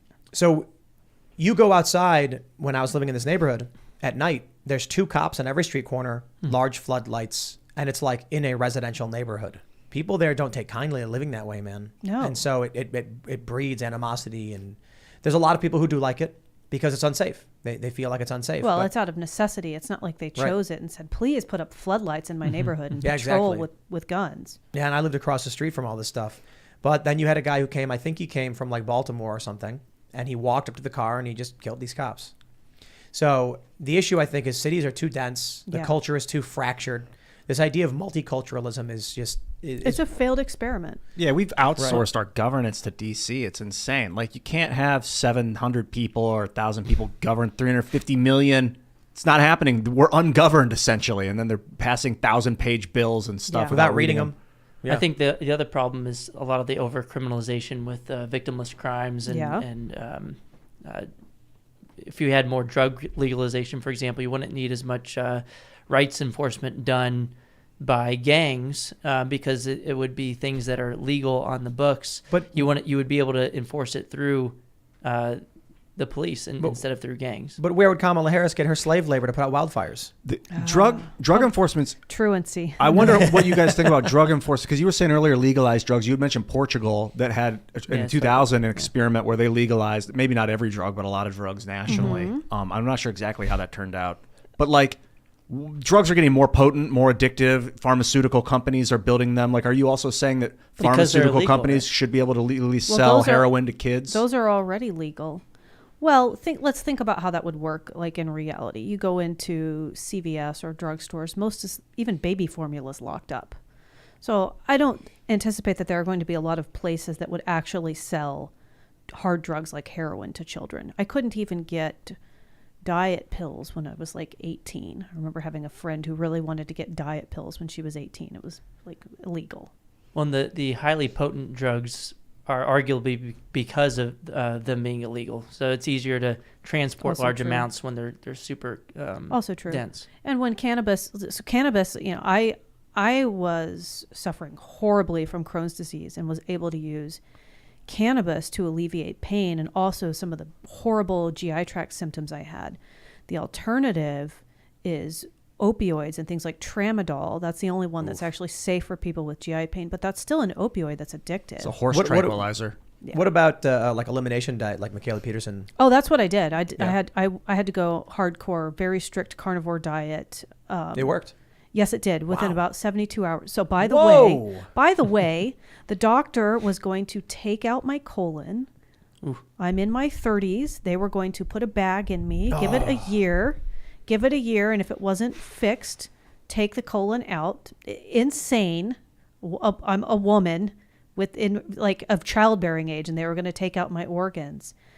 And I hung up the phone. And after pumping me full of many pharmaceutical drugs, I tried all the things. I'd hugged a purple crystal. I'd everything in between. I don't care. I'll try it. And I was like, the only choice I have left is to try a radical change to my diet, because I've tried the first 20 hits on Google and DuckDuckGo. Was it the gluten? No, I'd been on a gluten-free, very healthy vegan diet for 15 years exactly. So when I say healthy vegan, I mean I wasn't eating like vegan powdered donuts. Well, what was causing it? Do you know? Stress, inflammation. I had toxic mold in my house, and it was a number of factors that built up to the point where I could not tolerate any food. I was down to eating 5 things: sweet potatoes, avocados, dates, something else. I could occasionally eat a Beyond Burger, but not an Impossible Burger. That was really it. Mustard. And so I changed my diet. I had to get very high to be able to eat meat because it was so disgusting to me. And within about 72 hours, my horrible gastrointestinal internal bleeding and violent spasming had changed. I would have spasms that were so bad it was partial paralysis for me every morning. Every morning. So you started eating meat? I started eating nothing but meat. Wow. And I didn't have any other food cravings for 3 months. And then I was nothing but meat. Nothing. No salad, salt? nothing. Meat, salt, and water. That is it. Wow. That is Where'd you get your it. vitamins from? Meat, salt, and water. The meat has all the vitamins you need. It's got what plants crave. It just apparently so. And within 72 hours, the worst of it was gone. And within a year, I was almost back to normal. Well, it's like they say, meat is magic. Did you get rid of the black mold in your environment? I moved. I had to move out of the house. Huge. Yeah, I hear that's insane. Black mold It toxicity. was just. I have other friends who are on healthy vegan diets. I'm not talking about the weird Soylent Green that's come out into markets lately, but they totally thrive. But they didn't have the stress levels that I did, combined with the toxic mold and the other weirdness going on. So wow. Glad to hear it. Yeah, That's life cool. changing. I was eating a lot of grains last year, and like my weight was going up and down. In like 2018, I started losing weight, and then I started eating bread and garbage and not really caring about it, and started gaining more weight. And then in November, I just stopped eating sugar. Yeah. So I've reduced a little bit. It was like I totally cut it out. Yeah. Like all the way down. Maybe it was like 10 carbs per day, just like as carbs as an aside, like what I might be getting from some vegetables. And now I'm doing like 25 to 40 carbs per day. Nice. But my health has greatly improved. My energy is way up.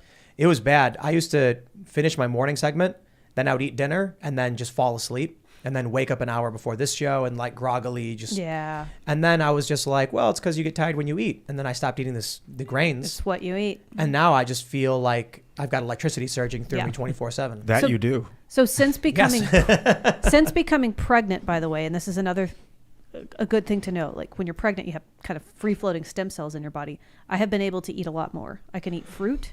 I had a couple, there's only one brand, but I had a couple of gluten-free cookies earlier today. Didn't kill me, not bleeding out of every orifice of my body. You know, obviously. I'd look like an Ebola victim earlier. You wouldn't want me in here. Yikes. It's terrifying. No, it seems to be working out.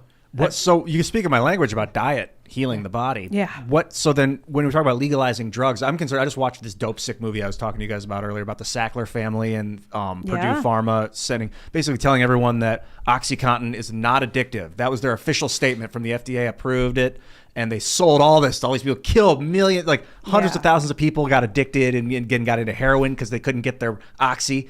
So, what if we legalize drugs? Then not only would pharmaceutical companies be able to pump stuff like potent OxyContin into 12-year-olds, but like so could people on the street, I would imagine. And it would just be like, I mean, they already do, though. Still regulate it. And It's so easy to get it. They could still regulate it. So there's all different varying degrees of regulation that it could or could not go through. But I got to tell you, man, they're pumping kids full of Ritalin in schools. Yeah. Like you're it's moving so, too much. You have ADHD. You get in trouble if you don't put your kid on Ritalin in public schools. So I think that problem is already there. I do think it would be easier for us to expose it if a lot more things were deregulated. And this would also, when I say legalize or deregulate or decriminalize drugs, we're talking about you could have cannabis instead of opioids. Yeah. It's much safer, much safer. Also for children. There are so many remarkable stories about little kids taking Rick Simpson oil and THC concentrates for major seizure disorders, where these poor kids have. I knew a guy right? whose kid had epilepsy. Yes. And so he had him on a keto diet and medicinal marijuana. Yep. Did I've known several heal of them. some of the I'm symptoms. I don't know for sure. My understanding Reduce is that symptoms, I think is the- Reduction. It helped, but I don't know what to what incredible. degree. That I know it that he helped was is like always amazing. concerned and always calling and It's a checking in, but- reduction. I mean, these kids, when I say they have seizures, I don't mean they have a seizure a couple times a day. They would be having seizures on the minute, every minute. It's almost like you're barely alive. You're surviving. You know, you've got a pulse, but I don't know if I'd call it living. And so to go from that to having a seizure a few times a day is like a huge improvement. Why do you think that marijuana is still Schedule I narcotic federally? Because opioids, competition. Yeah, I'm pretty sure they don't want to lose that. Yeah. Yeah, it seems like marijuana is and hemp in general is just tons of different use cases. It's just incredible. It's just incredible. Yeah. You can Whatever, take it. man. You can take it like I do when you go to sleep and you don't even feel getting high. I don't really like to Well, get high. it is recreationally legal across in many different states, and I think we're getting really, really close to 34 states Yeah. maybe where it's well Not in West Virginia though. Yeah, 34 Maryland states it I is. believe it's medically legal and recreational. Yeah, West Virginia's medically. I have faith. They have a good libertarian party. Maryland is decriminalized, but there's no like recreational legality or anything like that. It's just like I think if you have it, they don't care or something. But after a certain amount, they do. I'm not entirely sure. West Virginia, it's like strictly illegal. Dude, thinking that the pharmaceutical industry is focused on treatment, it's like a treatment industry. It's not a heal. It's not a. They're not looking for cures. No. They're looking for to develop new treatments experimentally. Like, okay, I got more to say on it, but I'm absolutely sickened that we would allow this beast to thrive. I had another point that I'm going to make, but I was told nothing I ate would affect or change my diet. Nothing. Or my health. That's the Nothing I ate. craziest thing. You know what really annoys me is when people say all that matters is calories in, calories out. You know, if like you're trying to lose weight, calories in, and I'm like, are you joking? It's not that simple. If you eat nothing but sugar, but low, you're not getting protein. it's medical tyranny. We talk a lot Yes. about like government, military tyranny, about like corporate tyranny. You know what they call it, I guess. Like, but the medical tyranny is a real thing, and it can really exist. And I'm wondering, are we like in a system like that right now? Well, I mean, Duh. I think that's what the FDA does. Food pyramid that worked Because out so boy, well. so we can't get cannabis legalized, even though it's saving children from like a life of hell with seizure disorders and keeping me from having my colon ripped out of my body.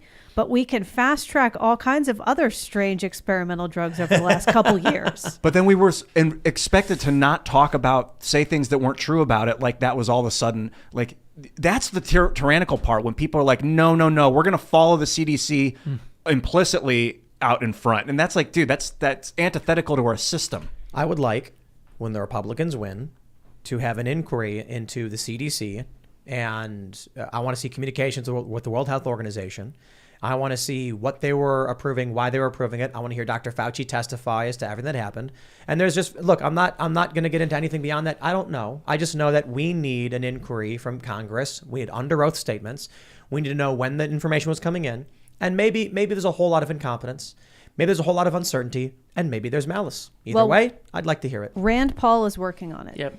He's great. The most libertarian Republican there is working on it. So it's up to the rest of them to have the backbone. I shout out to Seamus Coughlin of Freedom Tunes, because we've done a couple Fauci and Rand Paul cartoons mocking the whole thing of Rand Paul questioning Fauci about what's going on and stuff like that. So I really do appreciate Rand Paul's work.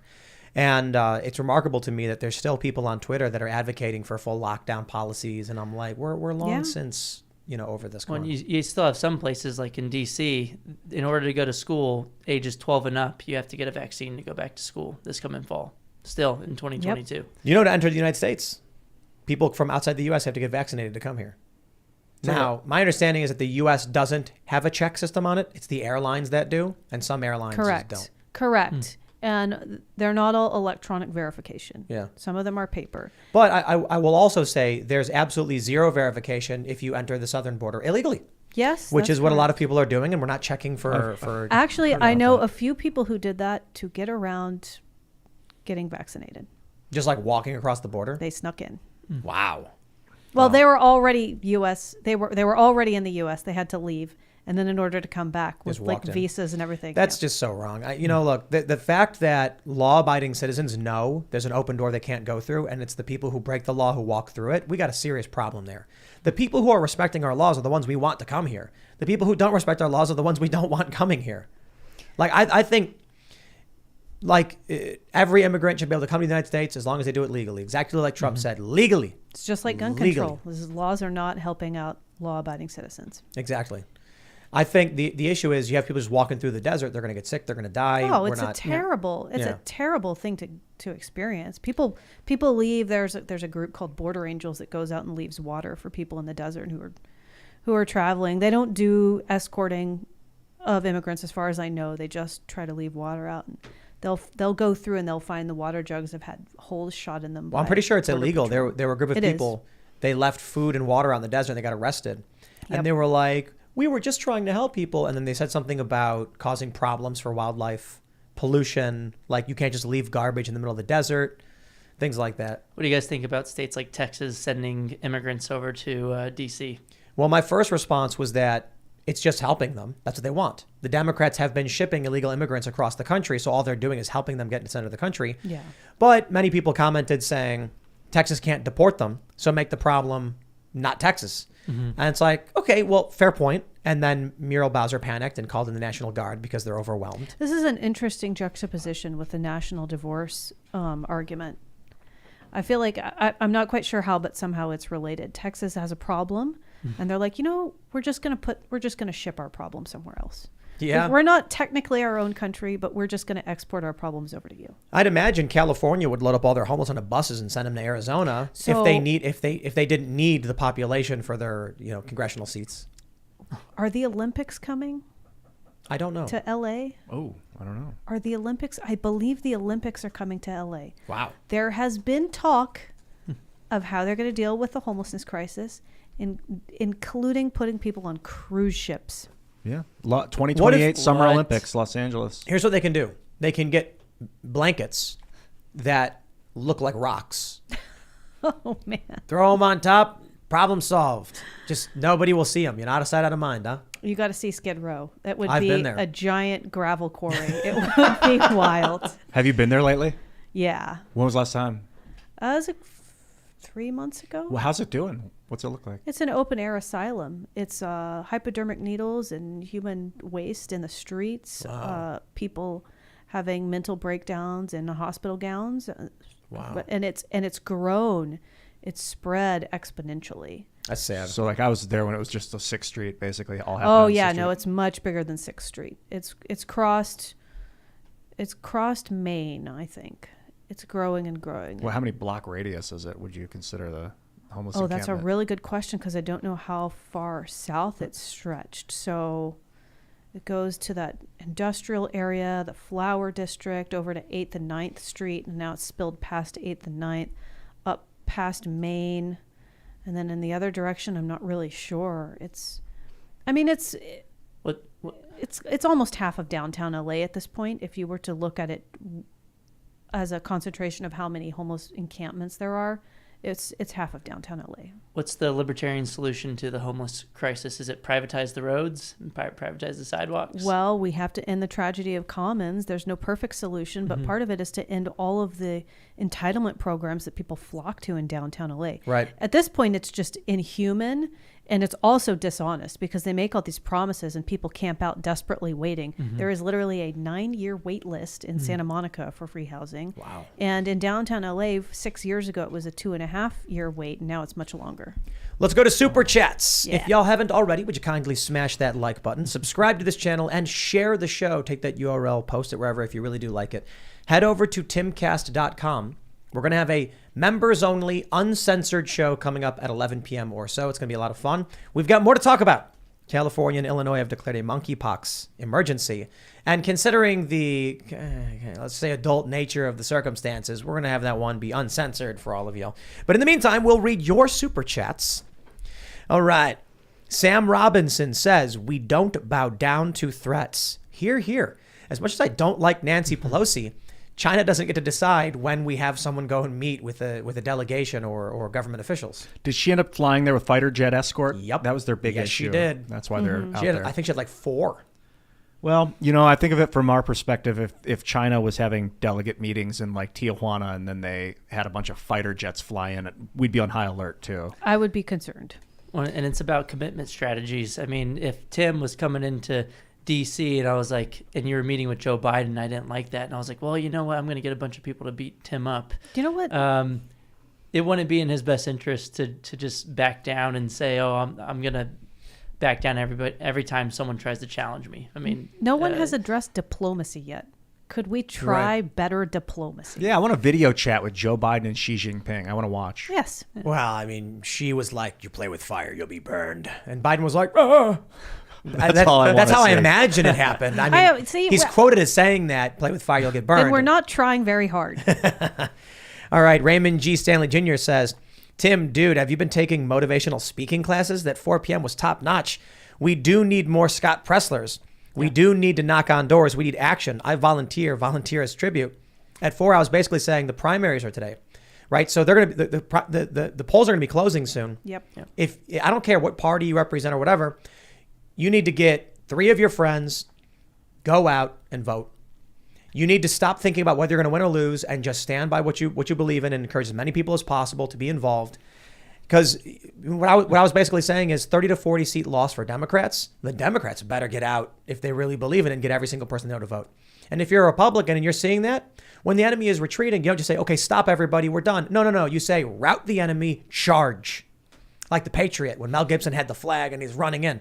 Everything has to be a reference to the Patriot. Mm-hmm. Based Joe says, you can feel the excitement, right? And then I think that's like 25 black flag emojis. I like that they have black flag emojis, Yes, I do too. It's very anarchist. Yeah, I'm wondering, like, why do they have that? Do they not have like black and yellow or black and red? Not yet. But why the black flag? That's really interesting choice for them to make as an emoji, Yeah. Oh, wow. Waffle Sensei says, Tim, I confirmed 16 friends for 16 votes. All anti-critical race theory, all America first, all base. Now we just wait and see, bro. Yeah. let's go. That's what I'm talking about. You know what? General election day, we're going to have we're going out for a big major pizza party, and then everyone's going to hop on, and then we're going to stop over the local voting place and be like, all right, everybody, we're going to just real quick vote I'm not going to tell you to vote for. I don't like playing those stupid games where it's like, Ian, did you vote? Did you vote for my guy? You really should vote. So I just tell people to vote for who I want them to vote for. I'm real overt about it. I don't like it. I want people to vote. If you vote for someone I don't agree with, well, this is the way it works. I mean, I'll make recommendations on who I wish you would vote for, but the questioning afterwards, the grilling, who did you vote? Ugh. I'm not going to talk to you if you don't. You don't need to do that. You just need to say, how do you feel about the American flag? Interesting. And if they say, oh, I love it, be like, okay, you can come with me. We're going to vote. No, I wouldn't do that as a prerequisite or anything. I just think whatever Libertarian, Democrat, Republican, you better be telling everybody you know to go and vote. I'm not telling my Democrat friends that. Vote. They need to stay home and stay safe and save lives. All right. I mean, considering the threats. But my thing is, like, I'm not going to ask. I'm just going to be like, take your friends. Because the reality is, look, I don't need to.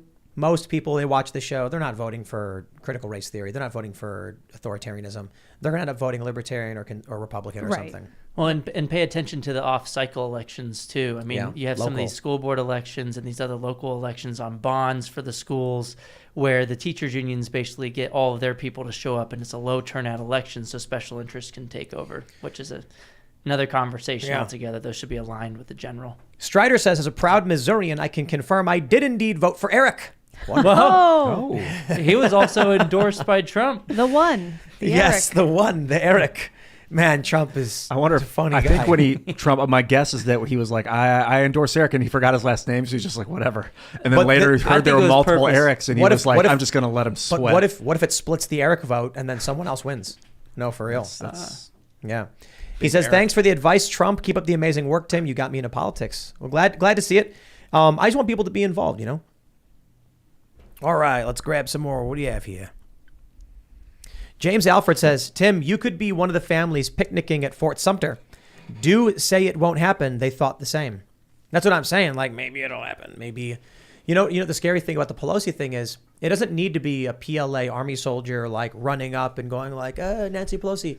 It could be just a crazy Taiwanese guy. Yes. It could be a Franz Ferdinand type situation. It could be a dumb false flag too. Don't buy the hype. Stay calm. Some jet gets shot down somewhere on Earth. Don't snap to firing a missile. There's a guy runs up and yells for the Chinese Communist Party in like North American English, and they're like, well, that's what he said. So yeah, you got to be careful about this stuff. All right, Corey Bollig says, I've been watching Pop Culture Crisis. It's a chill show, and you should check it out. It is a very chill show.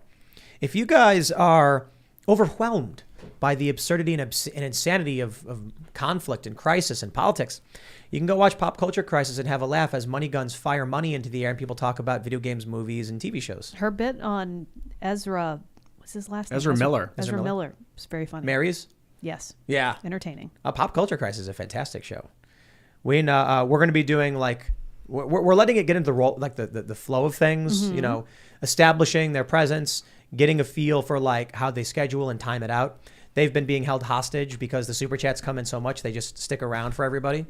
And then after, probably in a couple of months, we're going to do a big marketing push. We already got Brett and Mary up on Times Square billboards promoting the show. I saw. So the laser eyes coming out of Mary. Laser eyes for yes, Mary. I like Mary. Mary restores my faith in Gen Z. I'm like, maybe we're not all doomed. Things can turn around. When she's on the show, we're like, she's a representative of all Gen Z. This is how they all are. They're all good. I want to believe. Yeah. Close your eyes. They're all good. All right, let's see. Raymond G. Stanley Jr. says, folks support Taiwan, but not Ukraine. Why? Chips? I don't know. Do the Ukraine people support Taiwan too? Well, did Hunter Biden go over there and have a job and soak up a bunch of money? And there's differences. I mean, we were working with Ukraine on certain things, but it wasn't the same as Taiwan. Correct. Where, Taiwan we've been working with for some time now. And even before the Chinese government fell. I mean, I think that Ukraine has, regardless of what's true, a vibe of corruption that is yucky. And a lot of people don't like that. And no one is getting that vibe or feeling from Taiwan yet. Ligama Thagayan says, China faces imminent economic and demographic collapse. It must move now if it is to, quote, become economically developed before becoming demographically old. If they are to make their go, to be global hegemon, or even a superpower at all during the century, they must act now. Yep. That's what I'm saying, right? That's what my concern is. Kyle Miller says the invasion of Taiwan would be our generation Falkland War. Economic issues in Argentina made them decide to invade the Falklands to divert attention from their issues. Nice. Very interesting assessment. That was recent, too, that Falkland. What was that, the early 80s? When the British... 70s? That was nuts. That's really wild when you hear about modern war like that. Man. Rick Remorson Lemescate says World War I, 4 years. Civil War, 4 years. World War II, 6 years. For the fourth turning to be done by 2028, it's going to have to start this year or next, unless the cycles are getting longer, faster velocity, longer wavelength. Y'all know about the Strauss-Howe generational theory, right? Yes. So there's 4 seasons. They have every 20 years. Revolutionary War. 80 years later, Civil War. 80 years later, World Wars I and II. Yep. 80 years later, Something. what do we got? Something. So the interesting thing is it goes international conflict in the Revolution, internal conflict in Civil War, international conflict with the World War I and II.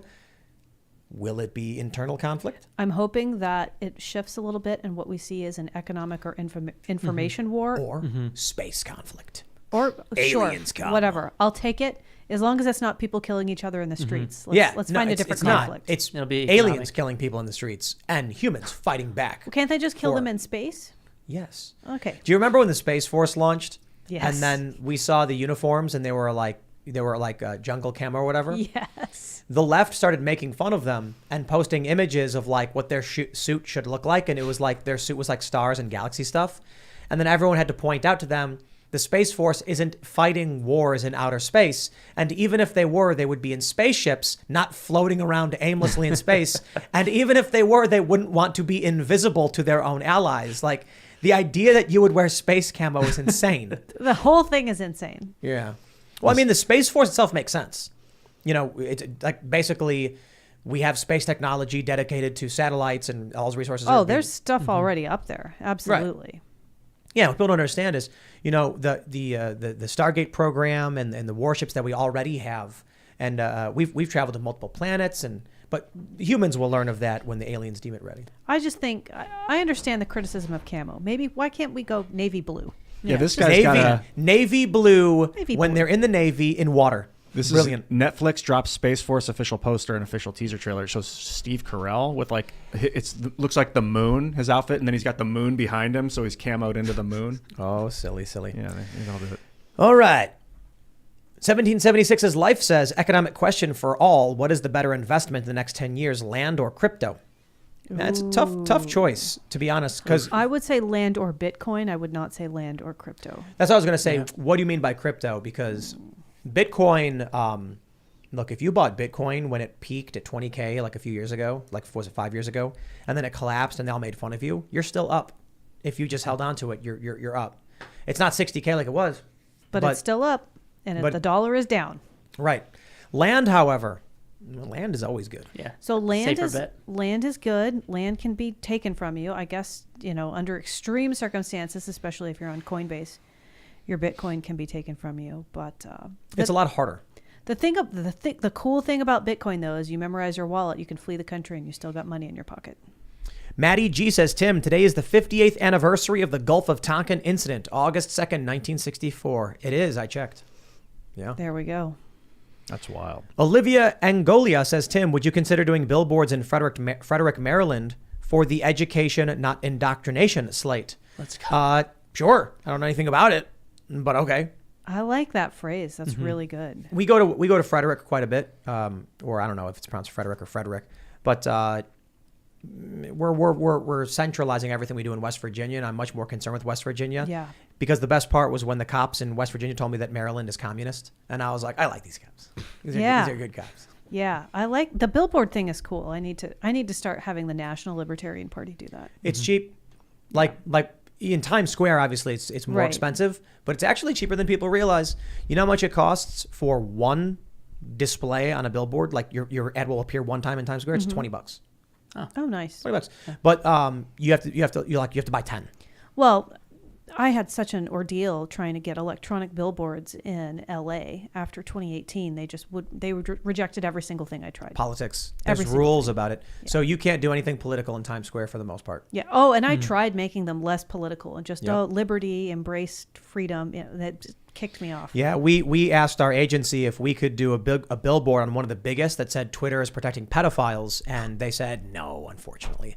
They said, sorry, we don't allow ads that have anything to do with pedophilia. And I was like, I get it. It is what it is. They were like, we'll let you put up a political message or a message like that's cultural and social issues, but not that. So education, not indoctrination. We could do a school choice thing. Yeah. I mean, my issue was that Twitter locked me out of my account because I legitimately called out real groomers. I wasn't talking about random gay people. Right. There was a photo of someone showing explicit material to children, and they accused that person of being like, of it being the entire LGBT community. I'll tell you one thing really funny. Media Matters is losing their minds. Because I made a video saying, obviously, not all LGBTQ people are groomers. Right. Yeah. The issue is that some people are groomers, and some of those groomers happen to be LGBT, and big tech is protecting them. Yeah. So they're trying to get me banned. They're like, how dare he say this? And I'm like, my video literally is me saying gay people are not groomers. You think they'll cool off on the groomer ban going forward? They're creating a problem because they are sort of using the LGBT community to provide cover for people who are predators, and it's just a wrong thing to do to gay people too. That's my point, and I cited the group Gays Against Grooming, which is a real group, of and people I'm friends with who are just like, hey, we're not okay with this. We don't want kids to be around some of these things, and this is politics, man. I think this is why the GOP is up on education. Even Democrats, self-described Democrats, don't want the schools to get into the gender stuff. It's deeply unpopular position, and so you have people run into the middle. Yeah. Pims the Great says, I'm sitting in the hull of an aircraft carrier looking at one tool that says made in Taiwan and another that says made in China. Taiwan is its own country, whether the CCP likes it or not. Republic of China. Interesting. Jack Bailey says, Tim, should the people who perpetrated Gulf of Tonkin be held responsible for the My Lai massacre? Do you think the massacre would have happened if the war in Vietnam had not escalated? I am not knowledgeable on Vietnam to a great degree to weigh in on that, to be completely honest. The My Lai massacre was like a bunch of Americans, I don't know, a couple hundred of them went into a village. And it was just like they were at their breaking point, and the commander, I think it was a captain, commanded them to just start kill everyone. There's a really good breakdown of it and the psychological elements of it in a book called... it's by M. Scott Peck, The People of the Lie. It's about evil. It's a really good assessment. And I think, based on that it probably would have happened anyway, if not there, somewhere else. All right. I will say this, too. People need to understand the challenge that is... there's a mosquito now. I'm paranoid. That the Soviet Union was expanding. There's real fears about a unipolar Soviet world. I totally get it. But you don't... I just don't think you win by being the evil that you're claiming you're fighting against. I think Vietnam was for oil. I still think that they were trying to get Malaysian oil off the coast. Maybe, but the Soviet Union was expanding rapidly. Yeah. And there were real fears about what a communist globe would look like. If the U.S. got isolated out and the Soviets ended up taking more and more countries, they would cut us off from all of our supplies and strangle us out, and then you'd have a Soviet authoritarian slave planet. I don't know. It's not so simple, but I'm not a fan of the intervention stuff, and especially not a fan of the false flags. All right, Jimmy Kimber says, Uncle Tim, big fan from Australia, love the show. Even you, Ian. Keep doing you. P.S. Can you convince Lauren Southern to marry me? Cheers, mate. I can't. She is married. She is, and she is not here. But, I'm sure Ian appreciates the shout out. Thank you. Thank you, sir. Who was that, by the way? That was Jimmy Kimber. Thanks, James. Jimmy. Paul Thongham says, Tim's get out the vote message reminds me of a Simpsons episode where it's Bart versus Martin for class president. Thinking he won, Bart is thanking those who voted for him. Turns out no one voted, and it was too late. Martin won 2-0. I remember that. Yes. They were like, oh, I didn't vote. And he's like, what, why? And then Martin got 2 votes. People keep saying, the Democrats are going to lose. And I'm like, sure. But isn't that when you charge? Yep. No. When you see the enemy retreating, you're supposed to charge. Usually, because they might be enticing you into a trap. That's true. Yeah. Remember Roe versus Wade. was recently overturned, and so Democrats are going to Right. be very aggressively organizing to deal with that. There's that famous story. I think it's Chuko Liang. Was that his name, Chris? You know that Yeah, I think that's the Chinese dude. Yeah. he knew he was going to lose this battle, so he opened the doors to his fort and then sat on the wall playing a lute. And then when the enemy forces showed up, they stopped, thinking it was a trap, and then retreated. Nice. Hannibal, Brilliant old story. The Carthaginian. I'm not sure how I pronounce Carthage. But he would do that against the Romans. He was known for he would retreat, and then they would chase him, and then he'd come around and flank them from behind. Yep. It's like Devastating. It's like in The Patriot. I love that movie. It's Absolutely. a really good In movie. this situation, When he's I feel like- like they're in a real retreat because the school stuff has been insane the last 2 years. Sorry to interrupt. Oh no, just like when they're like, Cornwallis is like, is that militia forming at their center? And then they charge in, but then the other side of the hill, they've got Yep. more forces waiting for them. They're like, oh no, that movie's so good. It We're is gonna really watch it. good. It's so good. It's really long too. I just love the scene when he's doing the prisoner exchange. Someone made a meme about it when they were like, the year is 2050, it's the Second Civil War, and prisoner exchange is occurring. And then they wrote a line where it's like, I don't know their names, but their pronouns are Zemzer, Z, like, and then, the line from the movie. And a cheeky fellow who called me a white supremacist bigot. Yeah. Cheeky fellow. A cheeky fellow. All right, what do we got here in the old Super Chat box? Juiced Cyber New Type says, President Cortez, China is threatening military action. Again, they must want to date me. That's it. That's our future president. That's right. H Music says, every time someone pushes on AOC for a bad decision, she'll cry in the Oval Office and it will bleed over into her press conferences. She'll be Good. the crier in chief. She'll be saying, she'll be doing a press conference and she'll be like, yes, Peter from Fox, and he'll be like, you recently implemented a policy, signed on to a policy, an executive order that does X, Y, and Z, and she'll be like, you just want to date me. Next, from ABC, same thing. I can't You wait. just want to date me. You're making this so appealing. Why is everyone trying to date me here? Murph Tries DIY says, AOC as president and Alex Stein as Fox News White House correspondent. End of the world season 4. Sometimes I feel like we certainly must live in a constructed universe. There must be either we're in a simulation or there is a God, because how can this be reality? It's just, it defies probability and logic. Yeah, things follow patterns too readily for this to be improbable, or It's not random. it's not. Yeah, no, it's like, I don't know, it's a simulation or a construct. Someone or was saying there's a grand belief plan. that you keep reliving this life until you do it perfectly. Oh, that sounds awful and impossible. Like the best, if you do it the best somehow, like there's a way to do this the best. I feel like I already failed But if in you 2009, but if you don't next know, time maybe, I don't know. If you don't Yeah. remember, then Do you who run cares? out of lives like Mario? I don't know. Is there a cheat code? Yeah. DMT. Yeah. Yes. So yes, there is. There's All ways to right. hack the system. We gotta- Psychedelics, I think. We got a big old super chat from Charlie Red. He says, 15 years in business, I am losing my retail to Amazon. Luck matters. Check out my book, The Odyssey Effect. I tried to send you a copy. Hypercomputer and battle games, also from Kansas. Mahaffey House Mahaffey House for the win. Wish us luck. Good luck. AS says, my mom was a teacher in California. Teachers who claimed to care would pass kids, quote, push the problem to someone else. Would get fifth graders who had no schooling and spoke no English. Unions are scum. Yeah. Wow. Debbie Gary Ferris says, Miss McArdle, I believe that Oregon legalized heroin, but it's backfiring. This is why we have fentanyl in the U.S., because the Mexican cartels were forced to change their strategy to pull a profit. There's a little more to that story. We should make cartels not legal. Oh, wait. I heard they just arrested like this cartel in like all over the country, Maryland and Washington and all that stuff. Yeah.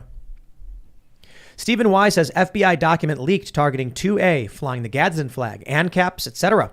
Search Project Veritas, MVE, militia, violent extremists. I saw this. It's crazy. When they're saying the Gadsden flag is extremist, I'm like, Virginia issues those license plates. Yeah. That's crazy. That's a bumper sticker you can buy on Amazon. That's so crazy. We have it. Like, there's a pro skateboarder who has painted his mini ramp with the Gadsden flag on it. It's like, it just means leave me alone. Yeah. I have a Leave me bunch alone. of them. It's normal. We made little patches that say, don't snake me, bro. I It's like a it. skateboarding thing. I Like like when you cut someone off and jumped your turn. Yep. Yeah. Don't snake me, bro. We got to get those boards made. We're trying to, I shouldn't say trying, we are working towards launching a skate shop. The good news is the new facility has started construction. Oh, that's awesome. Yeah. So hopefully they say 2 weeks until the building's done. Then the internals, insulation, HVAC, the studio building. Can you share where that's at? It's in West Virginia. Oh, cool. Yeah. So, I mean, it's not that far away. It's just we have way more space. So we're going to have a big acreage. And then we have Chicken City here. And then we have Cocktown there. Are there a lot of skateboarders in West Virginia? No. Okay, because I was at a Libertarian Party event there earlier this year, and we were at a bike shop. And it was not... It was a little more, like X Games than your typical bike shop. I thought it was interesting. So there's some sort of... Well, if it was like BMX kind of bike stuff, then they're doing tricks. And if it was like a road bike place, no, it was like BMX stuff. Yeah. It was interesting because there's clearly an appetite for that sort of culture in West Virginia. Oh, yeah, everywhere. We're excited. I was told by these big companies, if you build it, they will come. Okay. So, like, we're putting together this big indoor skate park. We're going to be filming. We're going to create a channel called Freedomistan where we film action sport exploits and stuff. And I've already got a bunch of pros that are interested in coming out, which is really cool, from all different disciplines: scooting, bikes, blades, skateboarding. So we're gonna have really fun stuff, jumping through flaming hoops and things like that. That sounds amazing. Yeah, airbags, foam pits. We're building a lateral auto belay. It's called. Do you know what an auto belay is? When you're rock climbing, you have a belay. An auto belay you just go down slowly automatically. A lateral one can roll on a track. So you can go full speed, launch in the air, and then go super high and then slowly lower down. Oh, very nice. Yeah, so it's for just like, for fun. For fun. Yeah, we're going to do funny stuff with it. Didn't they have a push to get rid of their state income tax? They're doing it right now. They're still trying. Hey, man, West Virginia, I knew it was going to be a good place for business. Education freedom, business freedom. The governor says he wants to cut income tax by like, he wants to cut it down and eventually eliminate it altogether. But it's the state legislature that's blocking it. Yes. The governor's like, but I think he's a billionaire. Like, what? So it's like 3/4 majority Republicans in the House in West Virginia. But West Virginia still has this weird element, Yeah. They have critical race theory in their schools. They do have a weird element. There are some Libertarian candidates. I can't remember his last name right now, but they're actually making a lot of ground right now in their state assembly races.